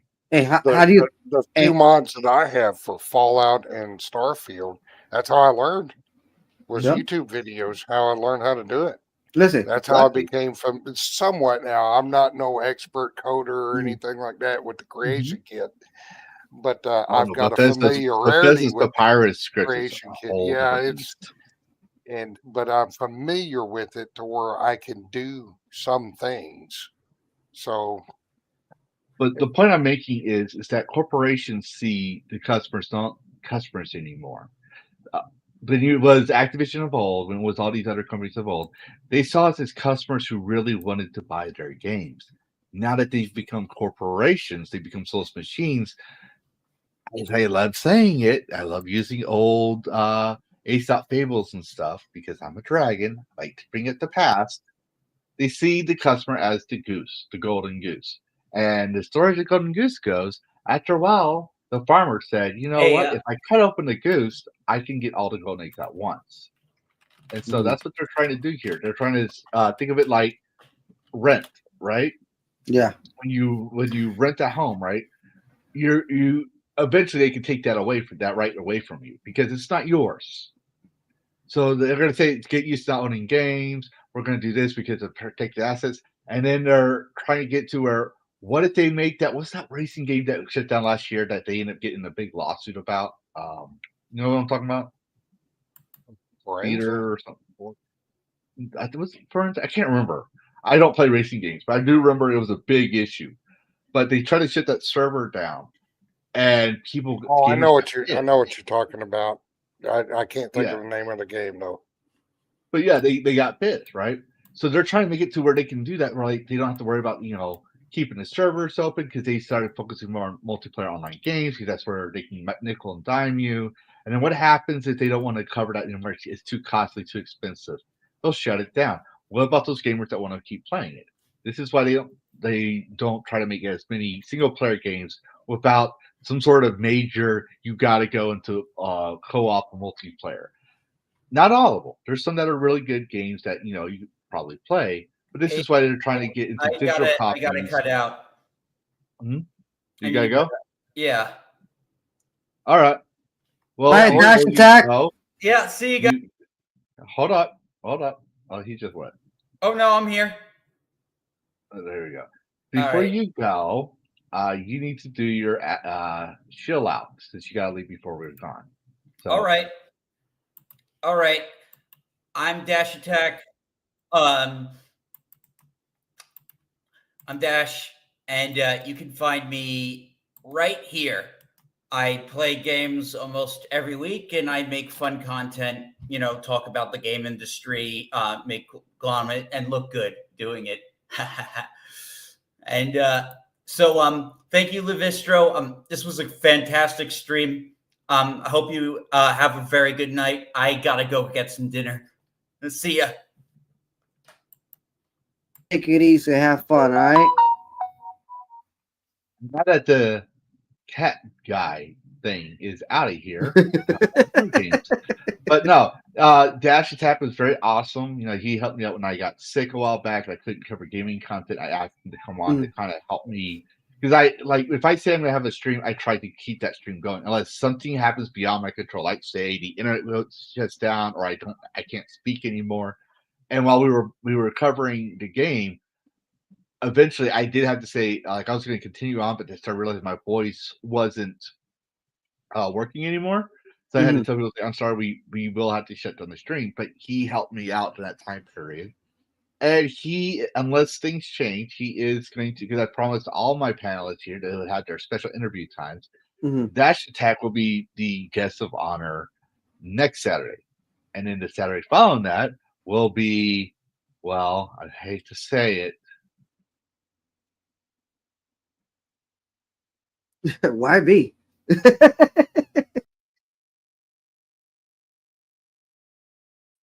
But that depends on how everything goes.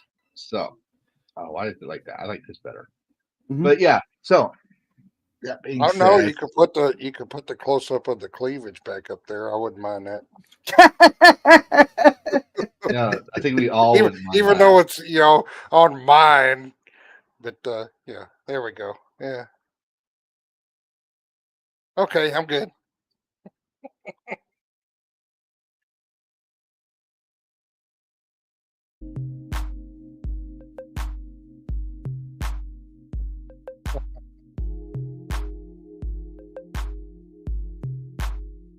I think Nexon did a heck of a job with the bottle for this character.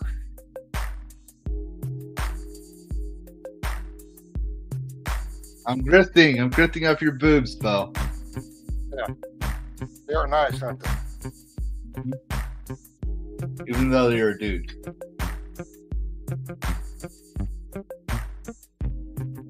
Well, I was struggling to find a picture that would work because it kept flipping things backwards. Well, this one looked good forwards and backwards. Too bad I can't do the waifu battle thing because it's trademarked by Hypnotic. But this is a good call for that. I think we're good though, so we're gonna put everybody back on the panel. Oh man. But yeah, like I said, professional YouTubing, everybody. We are the professionals to the professionals. Yep. Professional. I think Yes. I'm going to be heading out too now. Yeah. Mhm. Same here in a little bit, and hang out for a little bit more with Lavistro. So before that happens, let me get Bo to chill out himself because he's awesome and he's awesome for being here. And yeah. All right, so I play games. You can find my channel under the exact same name, Vet Gamer Bocephus. Right now, I'm hooked on Monster Hunter Wilds. I love Conan Exiles. I try and stream different games, but I do have those games that I play more of than others. You come hang out, chat. I'll talk about anything while I'm playing. I don't have any shows like this. So I may start one of these days. I don't know, but I don't have any shows like this. I just play games. I love to play games, and I have my opinion on the culture war and all that stuff. But I'll talk about just about anything. My channel is geared toward vets, but of course anybody is welcome. And I've got several playlist that you could choose from to watch videos if you want. So more than welcome to come over. Like the stream. Be sure and like the stream. Yes, definitely like the stream, and also definitely watch Bo's content. He needs some viewers. He needs some watch hours. He's making some awesome content that I like Almost. watching. I think I'm in chapter 3 of Monster Hunter Wilds, and I'm trying to finish that story before I get distracted with anything else. Oh yeah. Before I go back to Conan, before I do anything else, I'm trying to finish that Monster Hunter Wild story. But I may dip into First Descendant, do a little grinding. I'm done with the First Descendant story, but just to take a break for Monster Hunter Wilds, I might go gooning tonight or tomorrow. And now I try to see if y'all were playing tonight together. Yeah, I think I'm playing. If I am up that late, then yeah, I'll probably join him if he wants. No, if I'm up that late, or if I catch his stream, I'll probably like it but I can't guarantee if I'll be awake enough to play. That's all right. Listen, you're more than welcome. You're invited to the chat if you want. I'll leave a chat on Discord open for you. The doors are open, so you're more than welcome to pop in. Starts at midnight, or I probably could start a little early. You never know. You gonna do it next Saturday? Because I unfortunately needed to know before I streamed last night, and since I didn't get any news, I told everyone we're going to do Dead Rising again. But I would like to stream at least. Oofing, you on guys Saturday take it with easy. You too, Okay, Tech good. Gamers. Ciao, Bo. All right, Bo. Yeah, like I Okay. said, I'm gonna stream the game tonight. You know, it's my birthday, and I'm not gonna sleep on my birthday like that. You crazy as hell, man. I'm trying to make it last. I'm trying to live. I think I slept enough Yeah. all night. Yeah, you were up late. I mean, I'm always been up late. But my defense, I have insomnia. You know, y'all voted for representatives that said for me to go to war for the UN that caused me to see things that no creature should ever see, which means I don't sleep at night. Yeah, to tell the That's truth, man. chaotic. To tell the truth, I had you on the I had you watching on the screen. I was watching on the screen. I fell asleep, but you were still playing after I got up. I got up like around Oh, yeah. 6:20 something. Went to fetch my coffee, and I think you stopped like around 7:00, 7:30 right there. Yes, yeah, you're on the eastern side, aren't you? Yeah. Yeah. So That was it 6 was o'clock for me. 6:00 for you. So yeah, it was fun. I mean, at least I get you help you out with your watch hours and stuff like that. You know, Oh, yeah. that's why I kept Well, the my watch stream. hours are good for now. I just need to get to 500 subscribers. Like I'm like, according to my dashboard, I'm at 4,000 watch hours. So for people who don't know what we're talking about, when you create content, if you want to get monetized, you need to meet certain requirements. And for those who Yes. don't know, I will tell you the certain requirements for monetization. The first step, you need to have 500 subscribers and at least upload 3 videos in the last Mhm. 90 days, which I stream every day, so I'm not worried about that. Oh wow.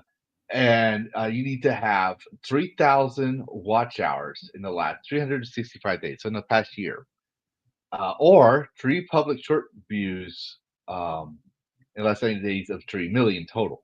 So if you use YouTube Shorts, you need 3 million views total in 1 year, which I'm not going to do YouTube Shorts. I'm Me not either. good at doing that, and I'm not going to worry about it because I know this bite-sized content and all that stuff is awesome, great views, all that stuff. Mhm. I'm a gamer, like do gaming streams. I don't want to sit there and clip through a 6-hour video and find a YouTube short that might get views or might not Yeah, because I true. got other things to do. But the only thing I'm lacking for monetization is subs, which I'm at 288 subs or 289, depending on when my thing decides to refresh. Oh, get this. So guess what happened live on stream last night? What happened? So obviously I got rated by Smash JT and Hypnotic, right? Oh, I saw that. I saw that. I was a little bit awake. Yeah, I saw that. That was funny. But you know what else happened? Even Toasty got rated. Yeah, but you know what else happened? What happened? Live on stream, and my bot ratted him out, and my stream alerts notification ratted him out. Smash Cool. JT is now a subscriber. Oh shit, that's cool. Yeah, I know. I think he says he tries to support everybody, so he might be one of your subscribers too. Because usually, like in my thing, it's not showing him, so I think he's one of those private subs. But my Yeah. bot tricks seems to. I don't think he is ignore all because that. I don't think he is because I'm not sure. I got up to like 90. I'm up to 92 subscribers. Well, yeah, no, like Hypnotic. Cassie I know told me she subscribes to me. subscribed to me though too. Yeah, I'm not It's- sure it's she thing- did. Cassie does show up on mine, but Hypnotic doesn't, and neither does Smash JT, and that's because certain people have their subscriber things I'm private. I don't blame so him. you're not going to be able to see it, and then I don't blame them either. But I always blame tell him. people like, if you want your credit for being subscribed to my channel, I kind of need to know so I can immortalize you because I want to give that first 500 that really helped me get to 500, so I can have my own emojis. Like that, like literally, people don't believe me. That's literally why I want to be at 500. I don't care if I get to be 1,000, 20,000. Yeah, it's nice, and having super chat memberships is nice. But what I really want is for people to have their own ability to share my emojis on their chat, so give my chat a unique look and feel. But I need to be at 500 monetized. So. And check this out. I always like let everybody know in the chat. Content creating is fun, but it's a lot of work. I mean, it's a milestone. Look at me. I created a video, but I did video editing today for the past 7 hours to get it right, and I got it right at the end. And the Vincent show is pretty freaking cool. It's for my second show for No Rivals. Not just that, I had to do the widgets for the plugins to add it into the show. I had to do the timer to count down for the show. Then the intro, which took me forever with Filmora. It was a lot. It was a lot of work. Awesome. Filmora was awesome, bro. Awesome. Like, and that's not AI. It has AI, yes. If you take an old, like I said, an old cartoon and it looks like shit, you could turn that cartoon with Filmora into 4K like you were buying a Blu-ray. That's not fucking gorgeous. Yep. The thing, right? The other thing I hate about Filmora's AI is that when I try to clean up my audio with it, sometimes it works and sometimes it's crap. And I won't know, like, I'll hear it, I'll watch my whole video, and yes, even my freaking hour-long videos, I will watch to make sure that everything is perfect. Yeah, me too. So people know I make sure it's perfect. But once it gets onto YouTube, for some reason, for some unknown goddamn motherfucking reason, it'll be butchered. Oh wow! Like I say, you could show these people my intro if you want. They'll probably like it because it took me 7 hours to do the Tekken Man the way that I wanted the Tekken Man, video. Let's see that because that was good. That was really fucking good. You could show them. You could show the people in the chat how long it took. I had to play it 7 times just to get it perfected, just to make sure that everything was there. I mean, the way I wanted it, and I got it. I finally pulled that off. The ending part was hard to do the ending, and then my logo comes out at the end instead of the cartoon logo. That was not easy. It took me forever. You guys gonna leave that? That's just my production. You guys like it? Hope you guys like it. I hope this works. I still have a windstorm, so if it lags, I can't show it.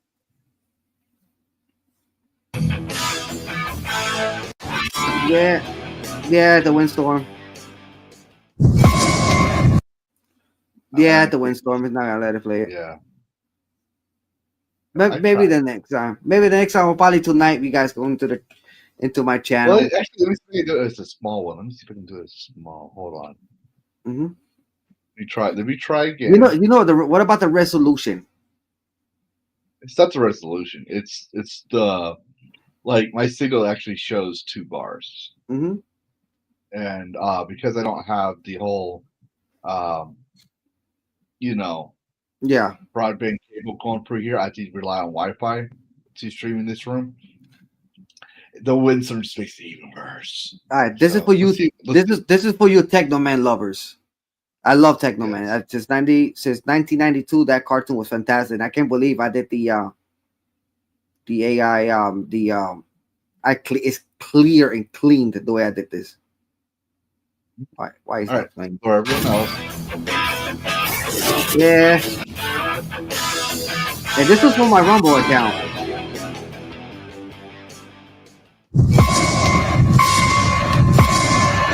Audio Jungle.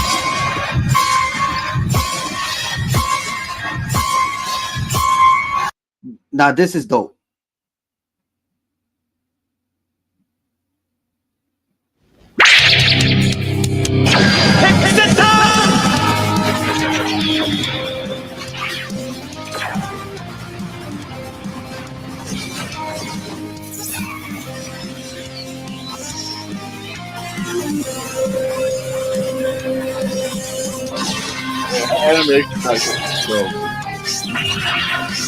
They're gonna like it.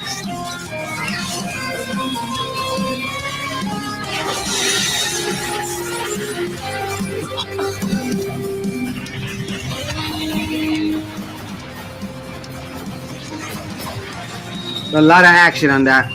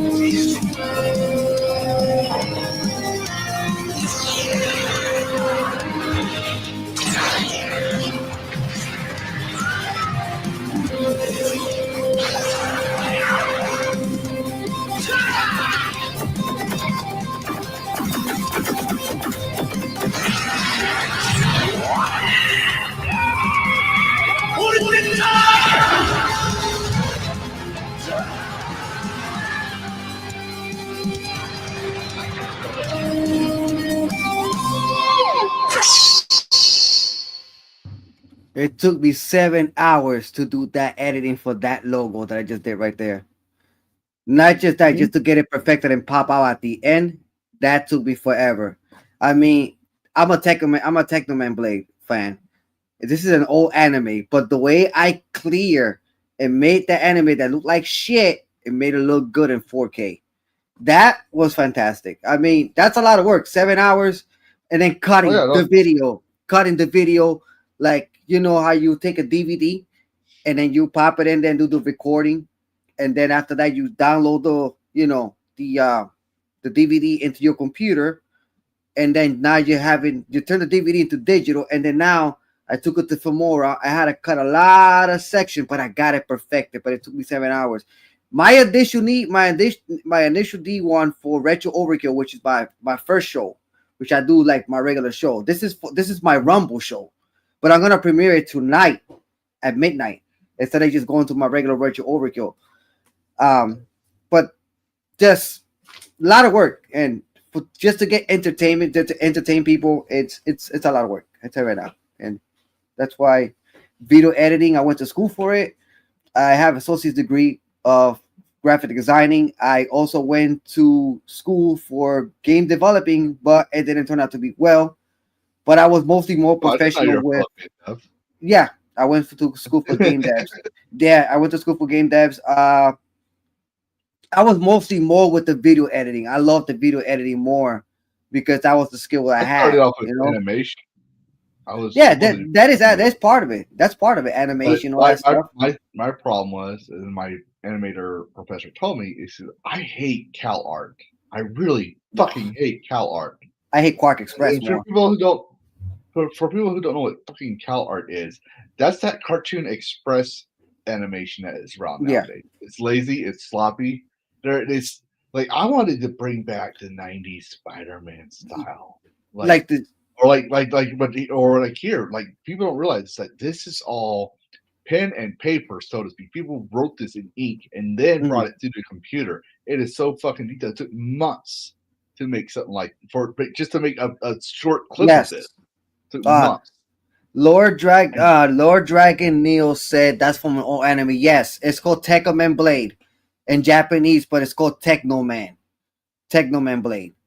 So it's a Technoman series. Yes, it's an old cartoon. It had maybe 30 episodes, but it was fantastic. But they also made the second one, the second anime of Technoman. I haven't seen that one yet because I've been trying to get it. And to find the DVD box set, if you go to eBay, it's like $400. Just the whole entire collection.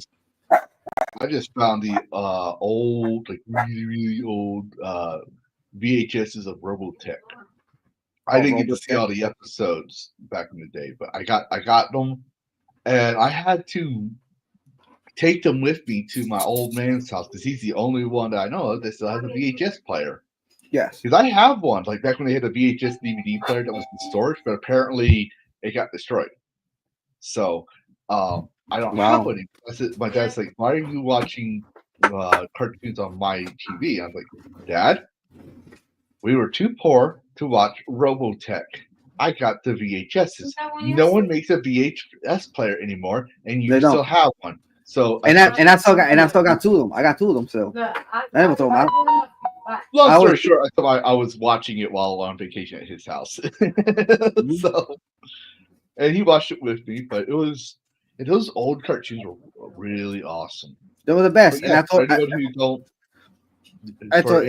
don't know, or has, I should say, correction, if anyone who has a Rumble account should go follow Furious Dan, which is why I give him a wrench so he can promote his links and stuff whenever he wants. Because my bad. Yeah. Oh yeah. Give me 1 second. I know there's noise in my background.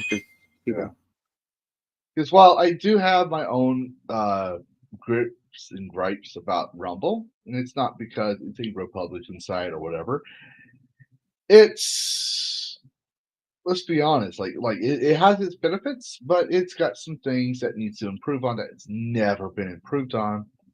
And I still give it a chance in case something happens here, but I already know if I do get banned off of YouTube and I try to go on Rumble, I'm not gonna have a strong base there because everyone's here on YouTube.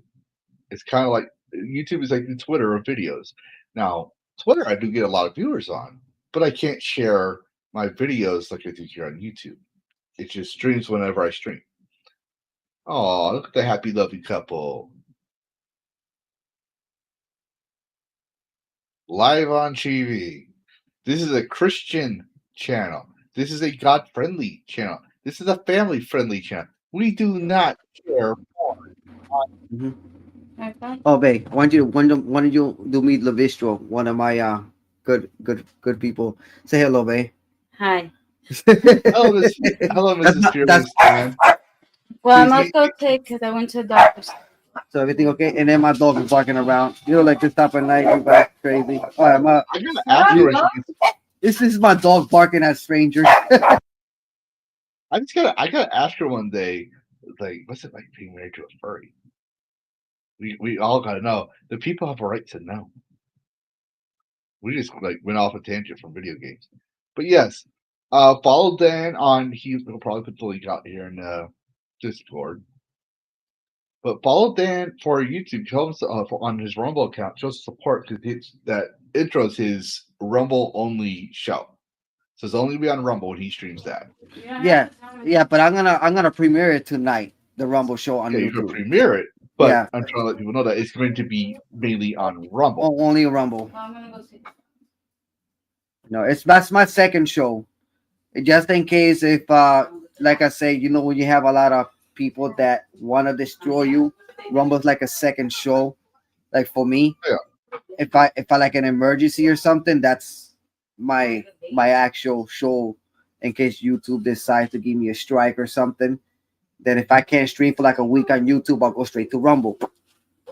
And That's always good. That's also why I have Kick and Twitch and all these other Yep. things. But see, the thing is that even if I don't have followers or subscribers or anything, I'm still going to stream because I just want to share the game and be like that. Oh, who's this? Who's this? Who's this? That's Rokyo. He's Yes.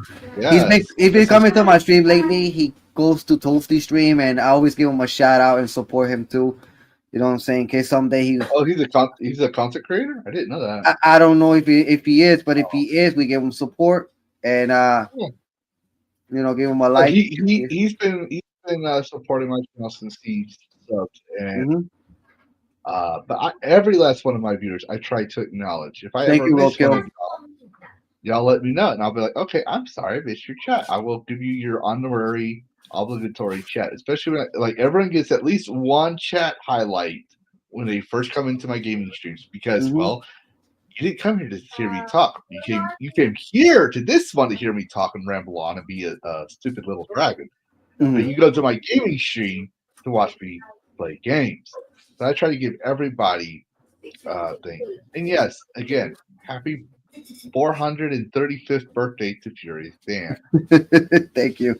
But like I said, these are normally the people that you have in the chat right now.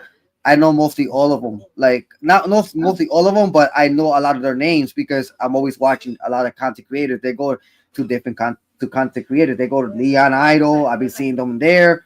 I've been seeing them on Moxie Dame show. So like I know who they are. The only one There's still a that I lot don't, at Leon's stream. yeah, like the only ones I don't know, I will let you know. You know Yeah. about those guys. There's not- But Yeah. I try to give everyone a chance to support. No. But yes, I think we're good on the topics because, like, well, we I think we stay on focus for the most part until towards the end. Mhm. But we do show some videos as well, and I do gotta eat. I do gotta do some other Yeah. things. And I'm I gonna gotta go eat. hey, I need to know right now. Are you streaming Yes. the next Saturday, the 1st of Senate? Yeah, I'm gonna stream today. Also as well. Next Saturday. No, next Saturday. Yeah, we always stream on Saturdays. Depend. Let's see what happens. I mean, don't take me out. But mostly my stream. Let me know by Friday before I stream, because when I in my stream, I would like to tell my viewers what we're doing because I would like to play first spin with y'all. Make that a Saturday event. That'd be with fun. y'all. That would be fun. And you know what's funny about that? That you stream at the same time as I do, and then we'll be on Discord. We do it. Well, it's called we do that with Phasmophobia. On yeah, Wednesdays. it's called a cross stream. Yeah, that'd be a cool thing. That'd be a good thing, though. That'd be a very fantastic thing. That'd be fun. Yeah, but we do the Discord originally It's because exciting. the Phasmophobia audio is shit. So we just stream on Discord to talk to each other. I was thinking about getting Phasmophobia one of these days. In fact, I should get it now because it's like 20% off on Steam. Mm-hmm. You know what I'm saying? You should. Yeah.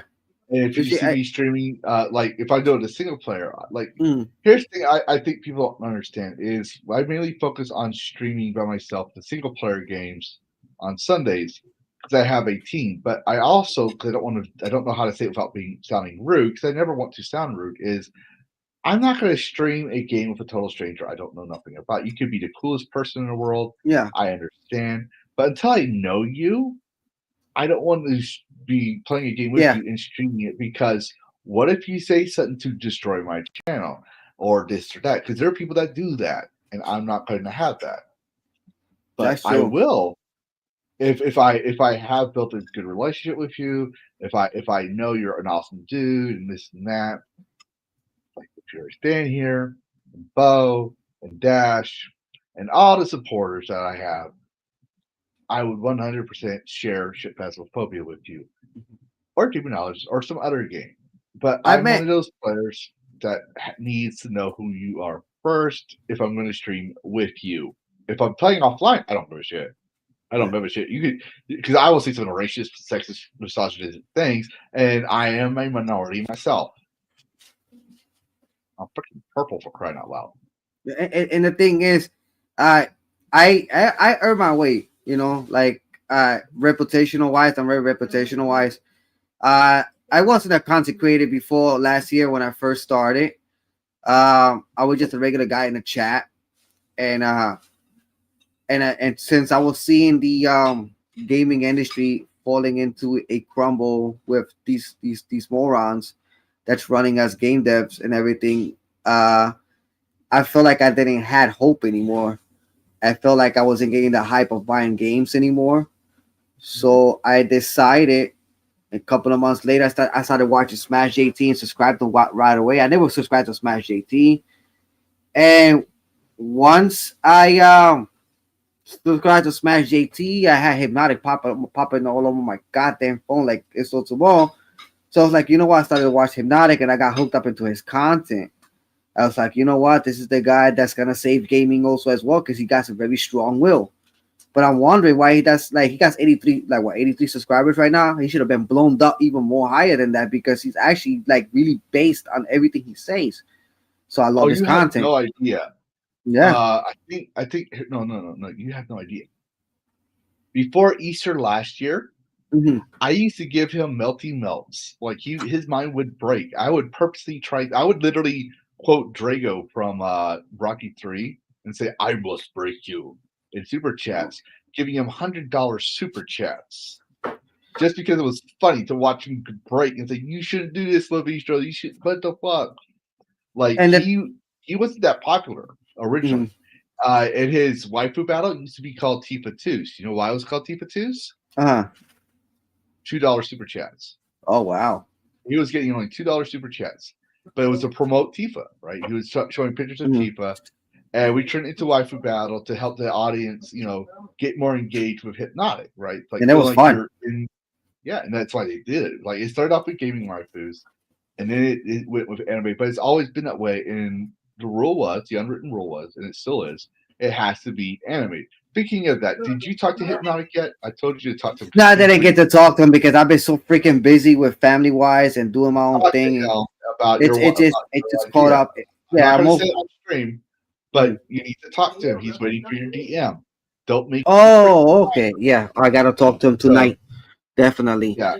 What I'm trying to say, what I was saying before, it was since I started creating my own channel and show.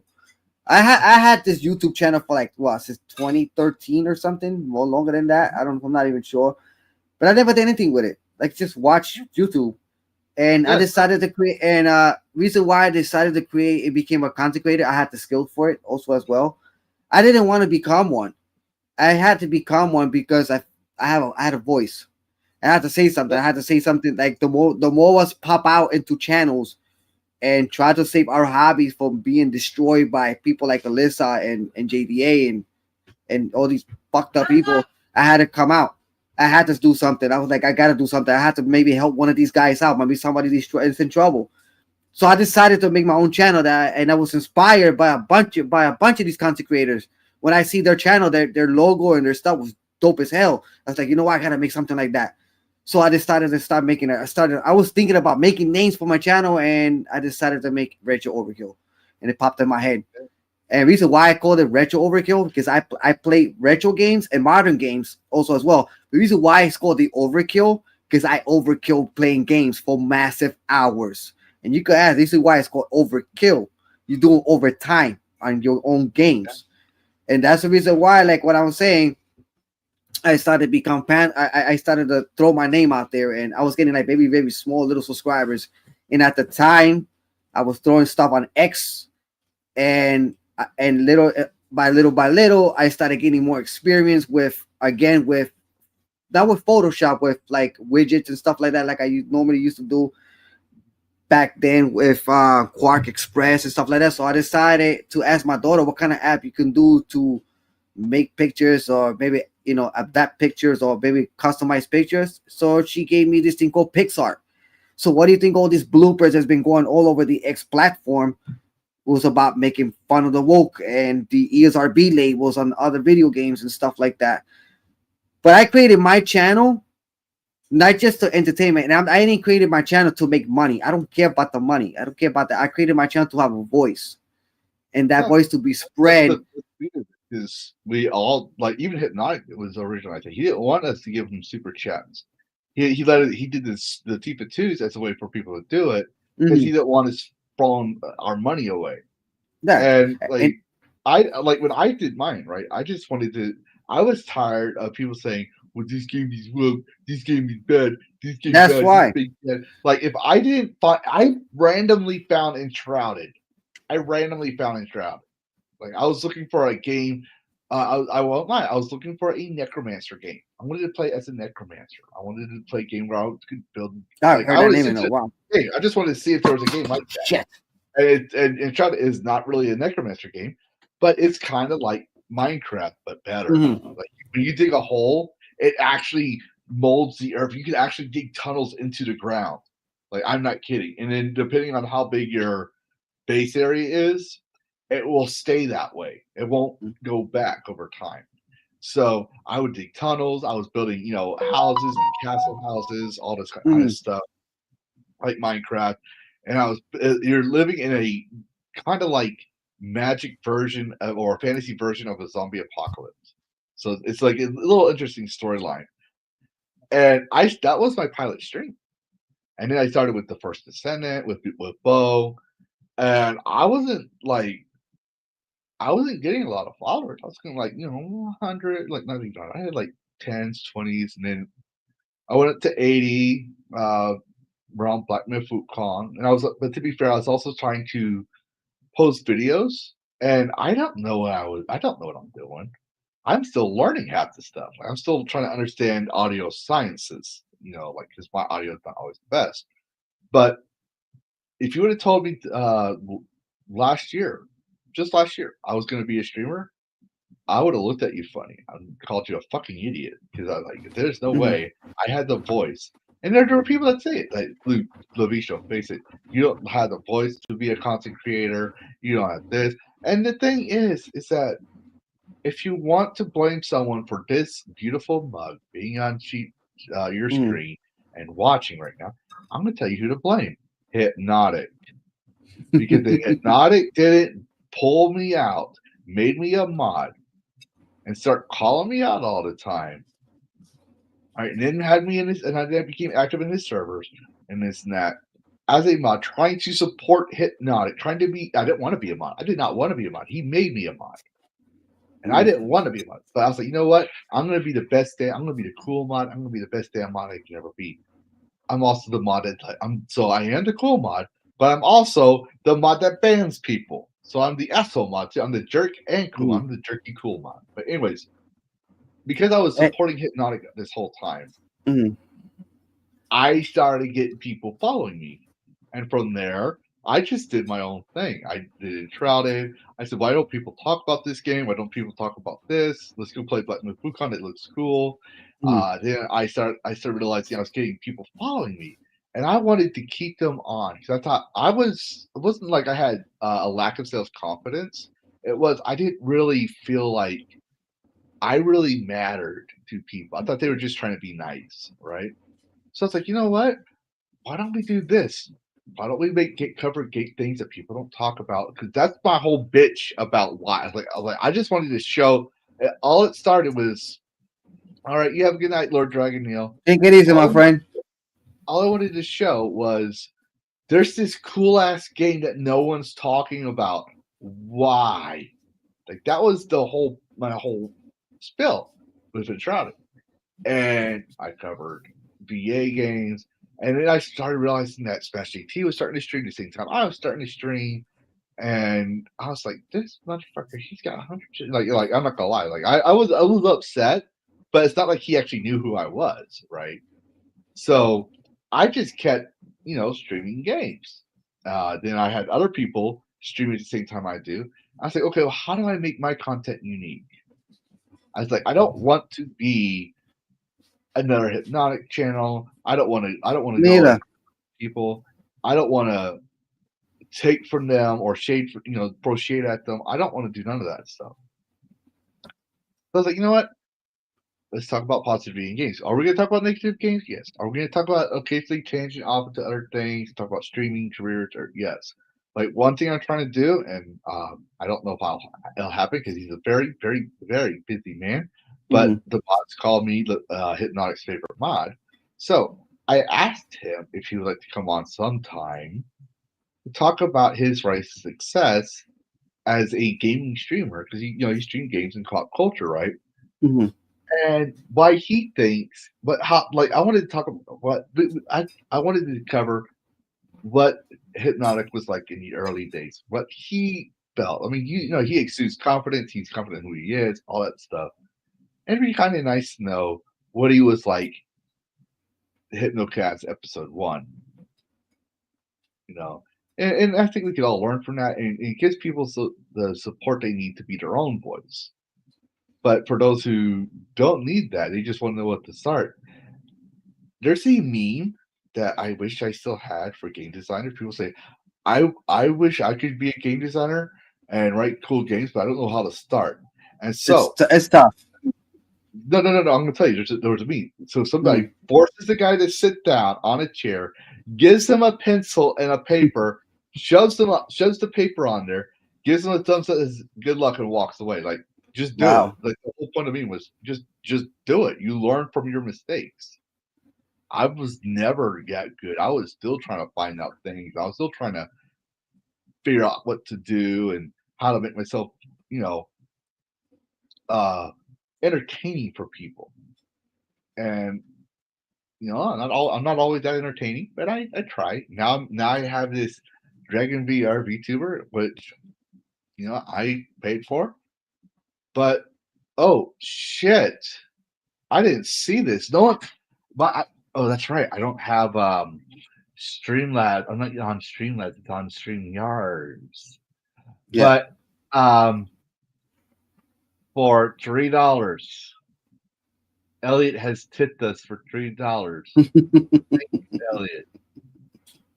You are awesome, dude, and I hope you're still online. If you're not, it's so sorry because you posted this at an hour ago. Yeah. Wow. 2 hours. No, Okay.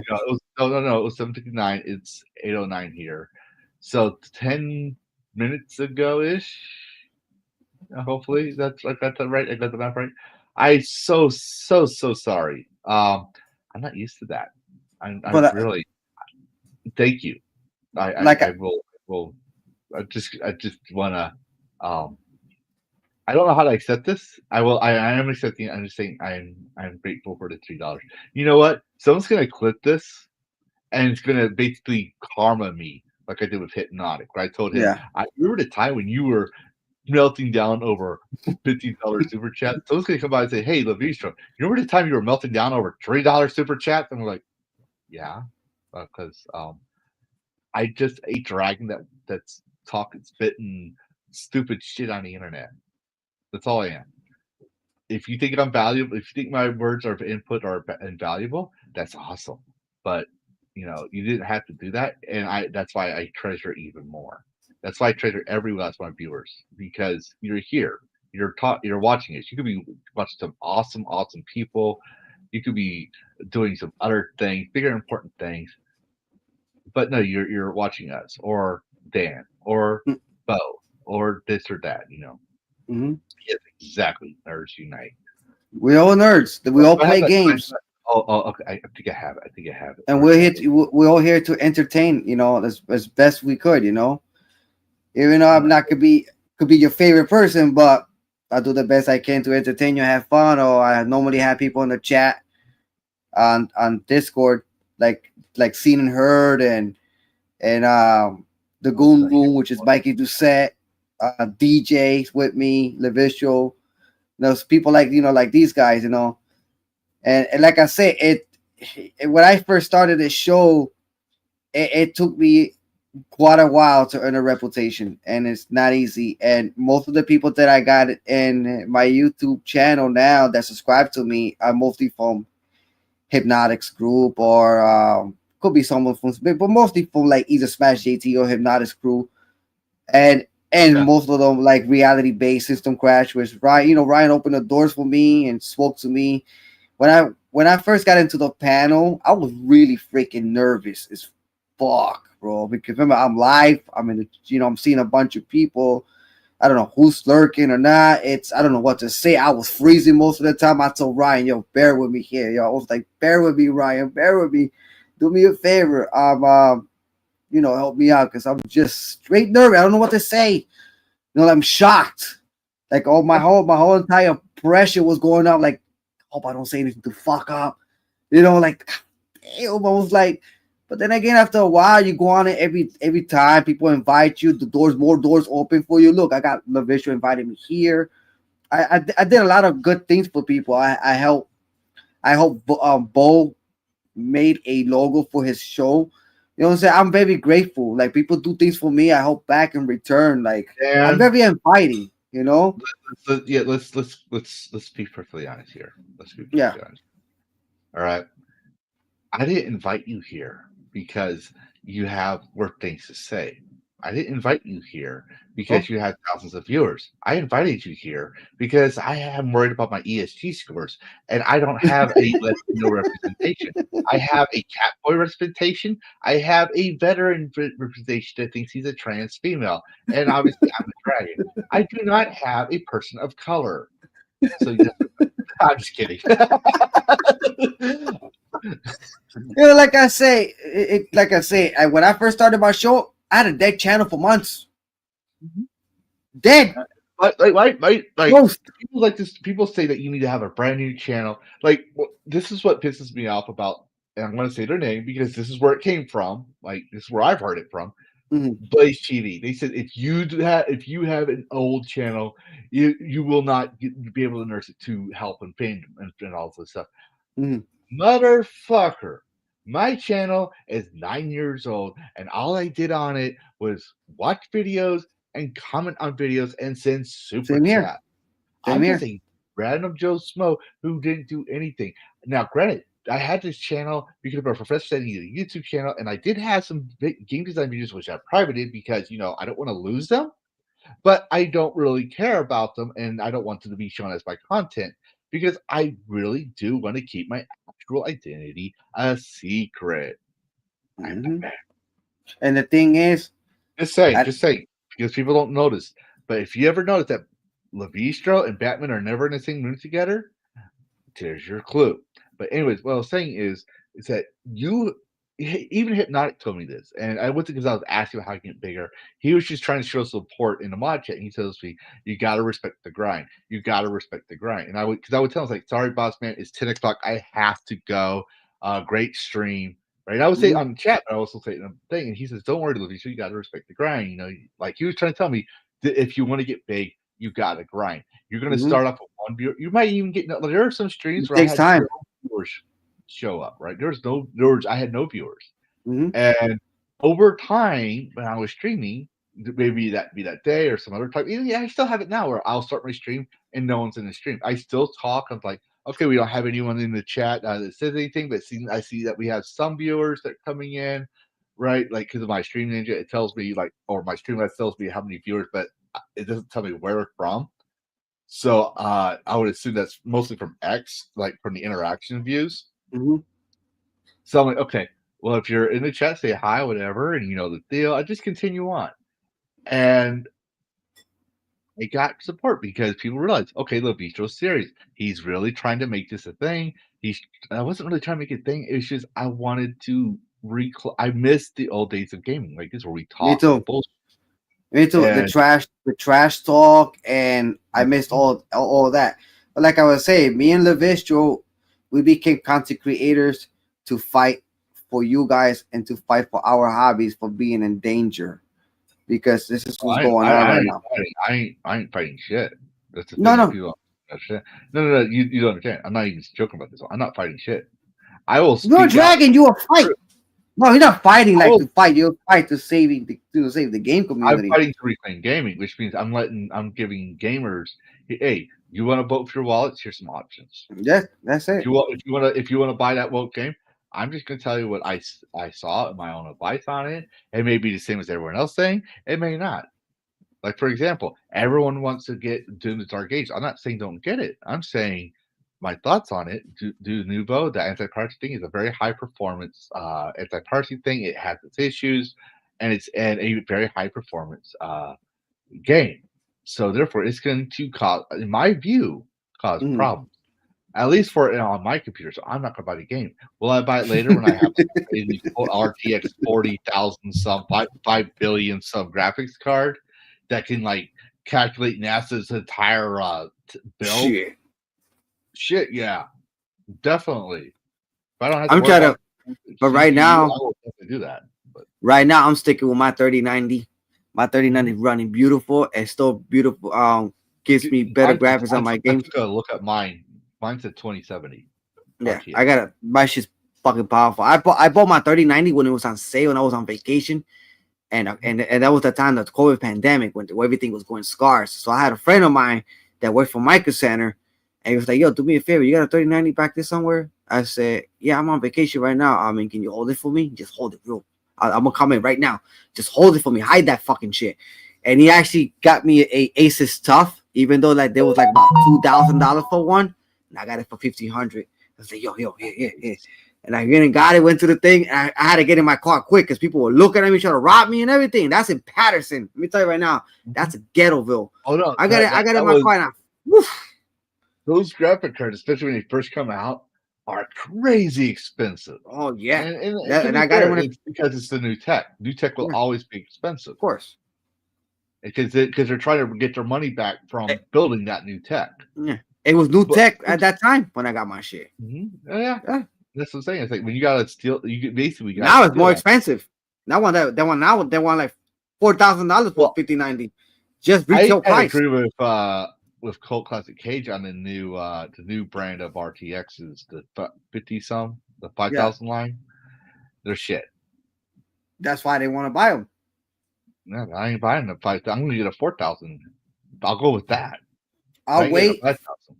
I'll wait till they like I said. That's why I take advice from other streamers.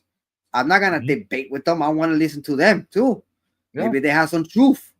You know what I'm saying? You just can't, like, if you don't listen to other, like, you could tell when it's bullshit or not if you got common sense. Yeah. Like, if somebody, like, you have to listen to them. That's why I keep myself quiet so I can learn and observe. And I also do my research.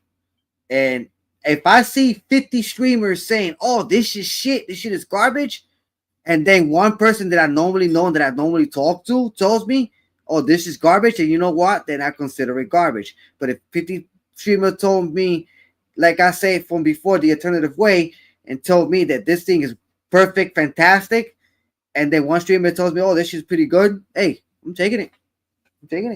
I'm buying it. You know, Hey, I like recommending. just so everyone knows. Just so everyone knows. All right. Just so everyone knows. You know how there's 50 streamers saying Fury Stand is the shit and all that, right? Right? Just so y'all know. I'm just letting y'all know this, okay? I hate to tell you this, Yeah. but I know y'all trust me, and if I told y'all to go do something, y'all will do it. And if I tell you don't do something, y'all will do it. Because I've built my reputation in transparency and honesty as being a truthful dragon that has integrity.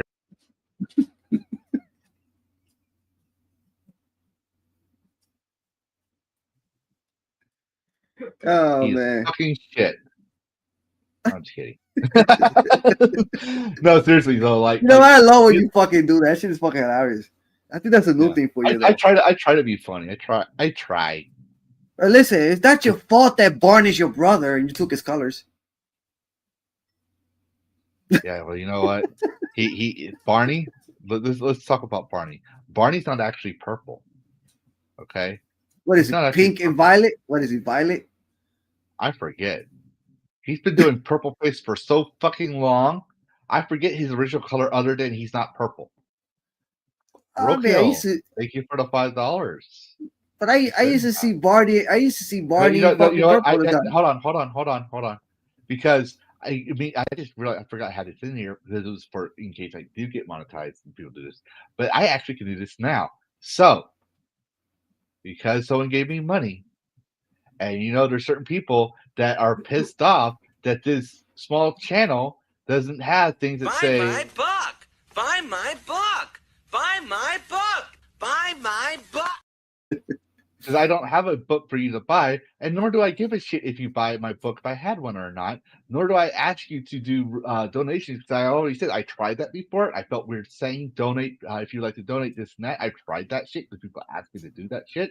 Mhm. I'd rather just have my Steam Labs bot give it to you if y'all want to do that.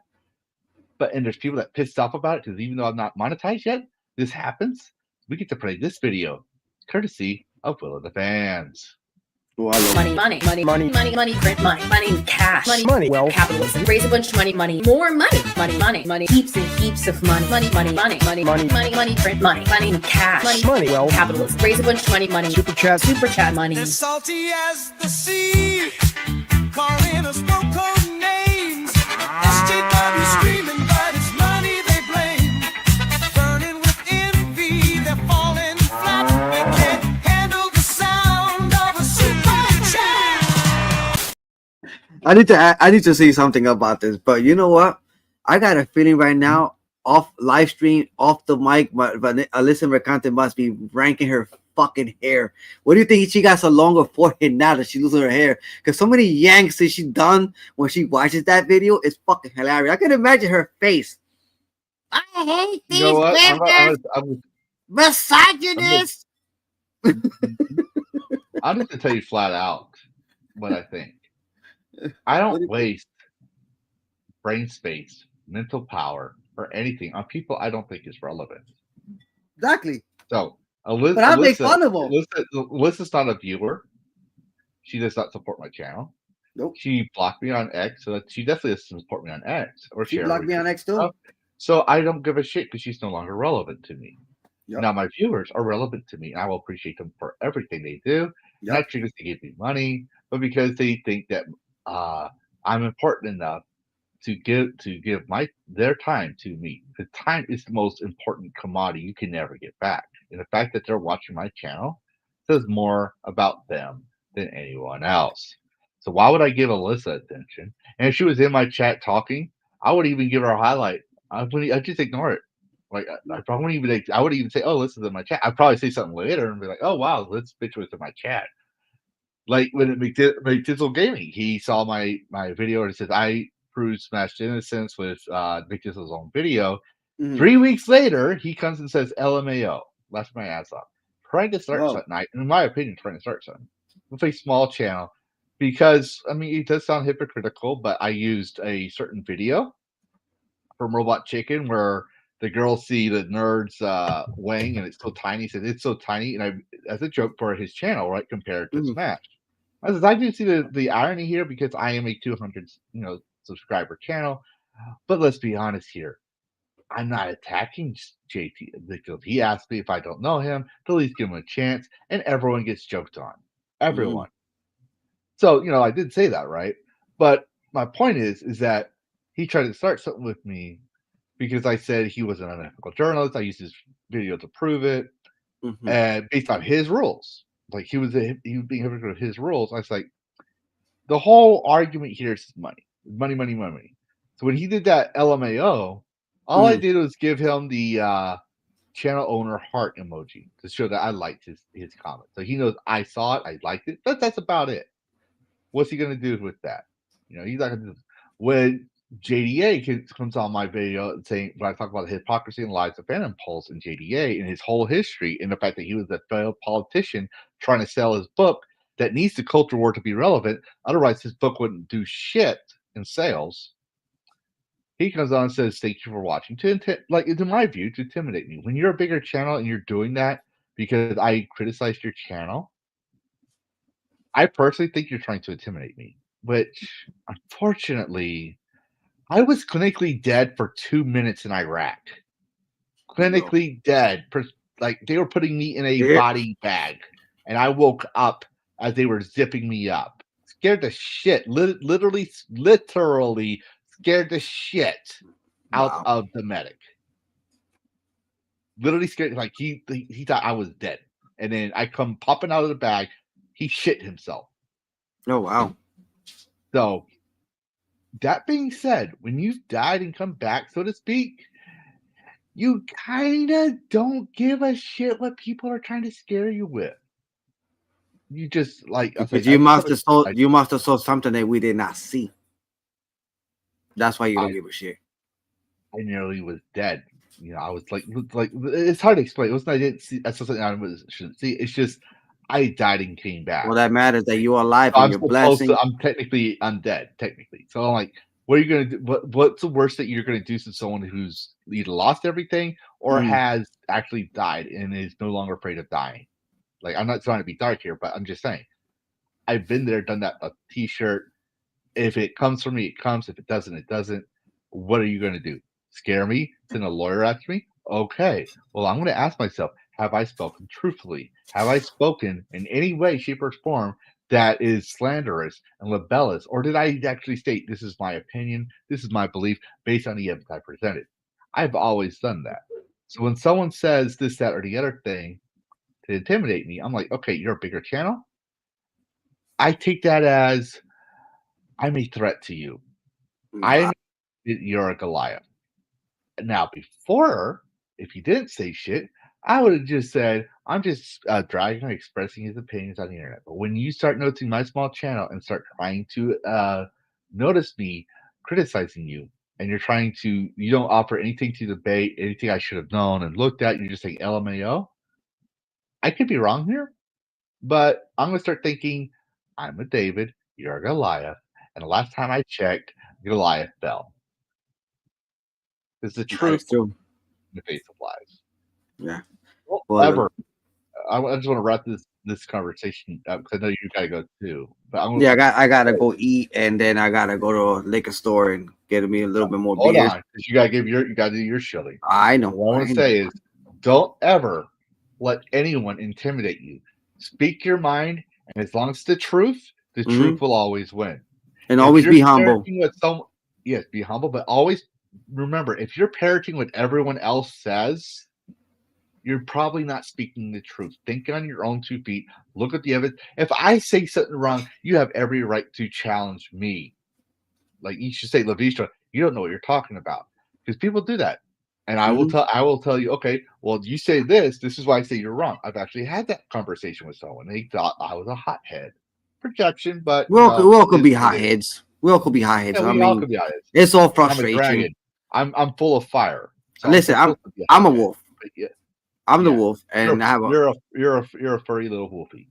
little wolf. Yeah, But but I want to make. I'm gonna give myself a werewolf VTuber one of these days. But a red. you're gonna get your Dan, and you're gonna, especially when I figure out where that RoboCop clip is. I really want to make a clip Oh, and put it on this channel. you guys I really in want to the make. chat.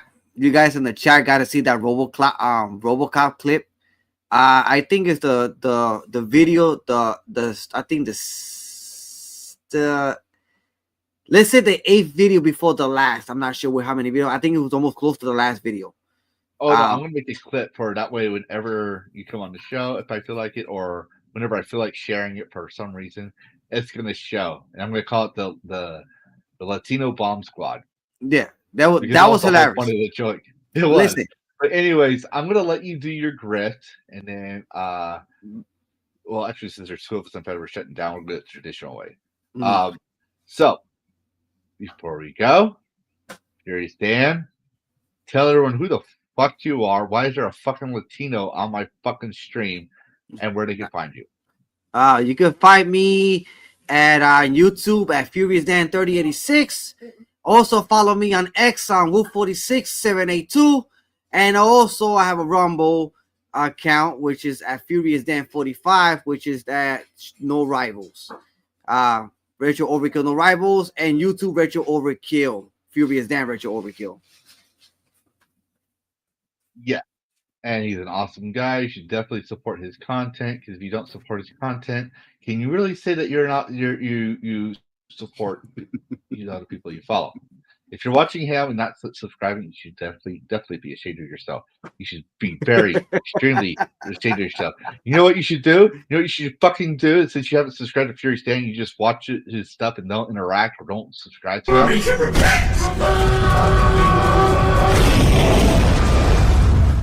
And I gotta say one thing, you're all gonna freaking repent, okay? I have to tell you, start using it somehow. But anyways, so that being said, you also know who I am. I'm Lavistro, this Dragon with Cyberspace. My Dragonling will be going back to school this Monday, so that means I will be trying to put videos out ASAP again, get back to the swing of things. I do apologize for not having those out, but I will make an actual engine fall video. I will make an about the game about that game. You could also find me on my Discord as well. I'm also on the Kicks, the YouTubes, Twitters, all that lovely stuff. But if you're on my Discord and you want me to cover news about a certain game coming up, or think I should be aware of, you want me to look into it and see if I should make a video on it, that's what there's a recommended content channel just for that. So you can recommend games, you can recommend gaming news you want me to look into. Say, hey, Lavistro, I've heard this game, I heard that game. Dan's been recommending certain games for me. I keep telling them, make your own video content, dude. Make your own video content. Get bigger than me, because that's going to help. But you can always ask me. I'll make content on it. That being said, since even though we don't have the final panel or the whole panel, we still got to do the final thoughts. You can So still play the money if you don't have an outro. well, I have an outro, but Okay. before the outro though, final thoughts. Dan, what do you think of tonight's topic in Cult Classic Cage? I Girl think it was being a girl. fantastic. I think it was fantastic meeting her. I think she's a real great person. Like, I always wanted to meet her. She's always been funny. She's actually like really true to her nature, and she's always been a person that's always been entertaining. She's a SWAT cat fan. I love SWAT cats. Until like so the Hanna-Barbera cartoons, if you guys never watched SWAT cats, go watch it. That's the reason why she represents it. And her character, but let me tell you right now, she's one of the nicest person you can ever meet. But one thing for sure about Cassie, do not double cross her, because she will put you to shame. She's actually a good person. Yeah, and I'm telling you, Latinas are known for that. So yeah, that's the thing. She's a tomboy too. and a tomboy.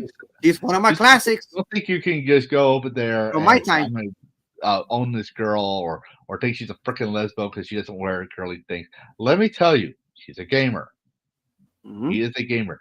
I noticed for a fact because I've been around gamers long enough to know who's a gamer, who's not, which was the whole topic of the difference between a gamer girl, which shows her cleavage. Mhm. Yeah. Look at that cleavage. You want it. And an actual gamer. So, that's been said. It's been a very stimulating conversation. And next week, unless things change, it's going to be Dash Attack covering why he was in gaming. Every last one of my panels will have their option to show themselves and share the topics in general. And then we're going to try to find other gamers as well to stream, or we'll just talk about some bullshit. So, that being said, it's been great. It's been fun. Y'all have an awesome Happy Gaming, and you can watch Fury's gameplay the first Descendant tonight, or you can watch me try to kill 57,000 zombies. That's a lot of fucking zombies, I tell you. Well, it's for an achievement. But I was watching you play that gameplay. You was actually cross-dressing. I know. I had a feeling. I had my JDA instance routine. And I was like, oh, I'm going to be so woke as fuck right now. But that I was trying to get the achievement for wearing all the clothes. But Dead Rising always been like that. Yeah, it was, and that's the thing. It's like with Dead Rising, like one of the things I do is okay. I love so you have the though. special, like this is an old game, so I'm going to spoil it for people. I know we were trying to get out of here, but I got to say this because this is something I love doing, even in the when I played it originally. In the game, after the zombies are getting wiped out and all that stuff, right? The special forces come finally, and they're there to cover the whole thing up as it did not exist. The typical zombie storyline, right? These are the special forces. You're talking like Green Berets, Delta Sig, recon team, like the best, the cream of the crop of the military, right? And you're just a reporter who covered wars, So, what I do is I run around in kids' clothes or dresses, go. It's actually special forces and say how it's like they go nothing unusual here. So can you imagine seeing a grown ass man with a goblin mask on with kid clothes or a dress running around a mall full of zombies? If that's not unusual, I don't know what that is. Plus that guy is going to kick your ass with your buddy's machine gun, or actually it's an M203, which is a grenade launcher. M16 with a grenade launcher. Yes, I was in the military, so I know the difference. And that's not how it fires. I know. I wish I could continue this conversation, but my dog's about to explode. He wants to use the bathroom. All right. So, anyways, long story short, that's why I do the thing because it's just humiliating. It's funny. I go, what does it feel like being shot by a guy running around in a dress? Anyways, happy gaming, everybody. And if you want to see me running around as a 40-year-old man in a dress shooting special forces in Minecraft, you better watch the stream tonight. Or if you want to watch Gooner Oil stuff like Good Cake and Good Cake and Milk, go watch Furious Dan at midnight. And if you do, make sure you say happy birthday. Happy gaming, y'all.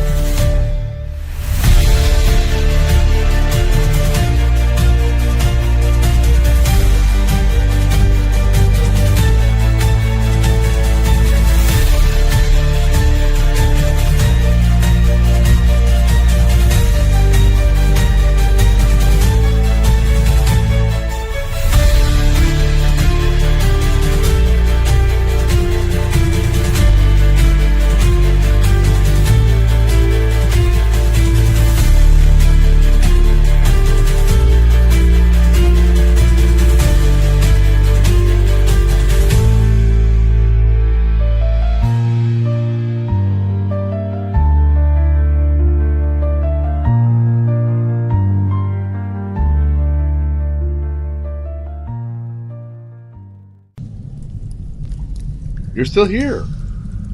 What? You thought there'd be a post-credit scene or something? This isn't a Disney movie. Show's over. Go get some sleep. Play a video game. Watch another YouTube video. I gotta take care of the Dragon Wing and possibly get some sleep myself. Goodbye all, and thanks for watching. And happy gaming.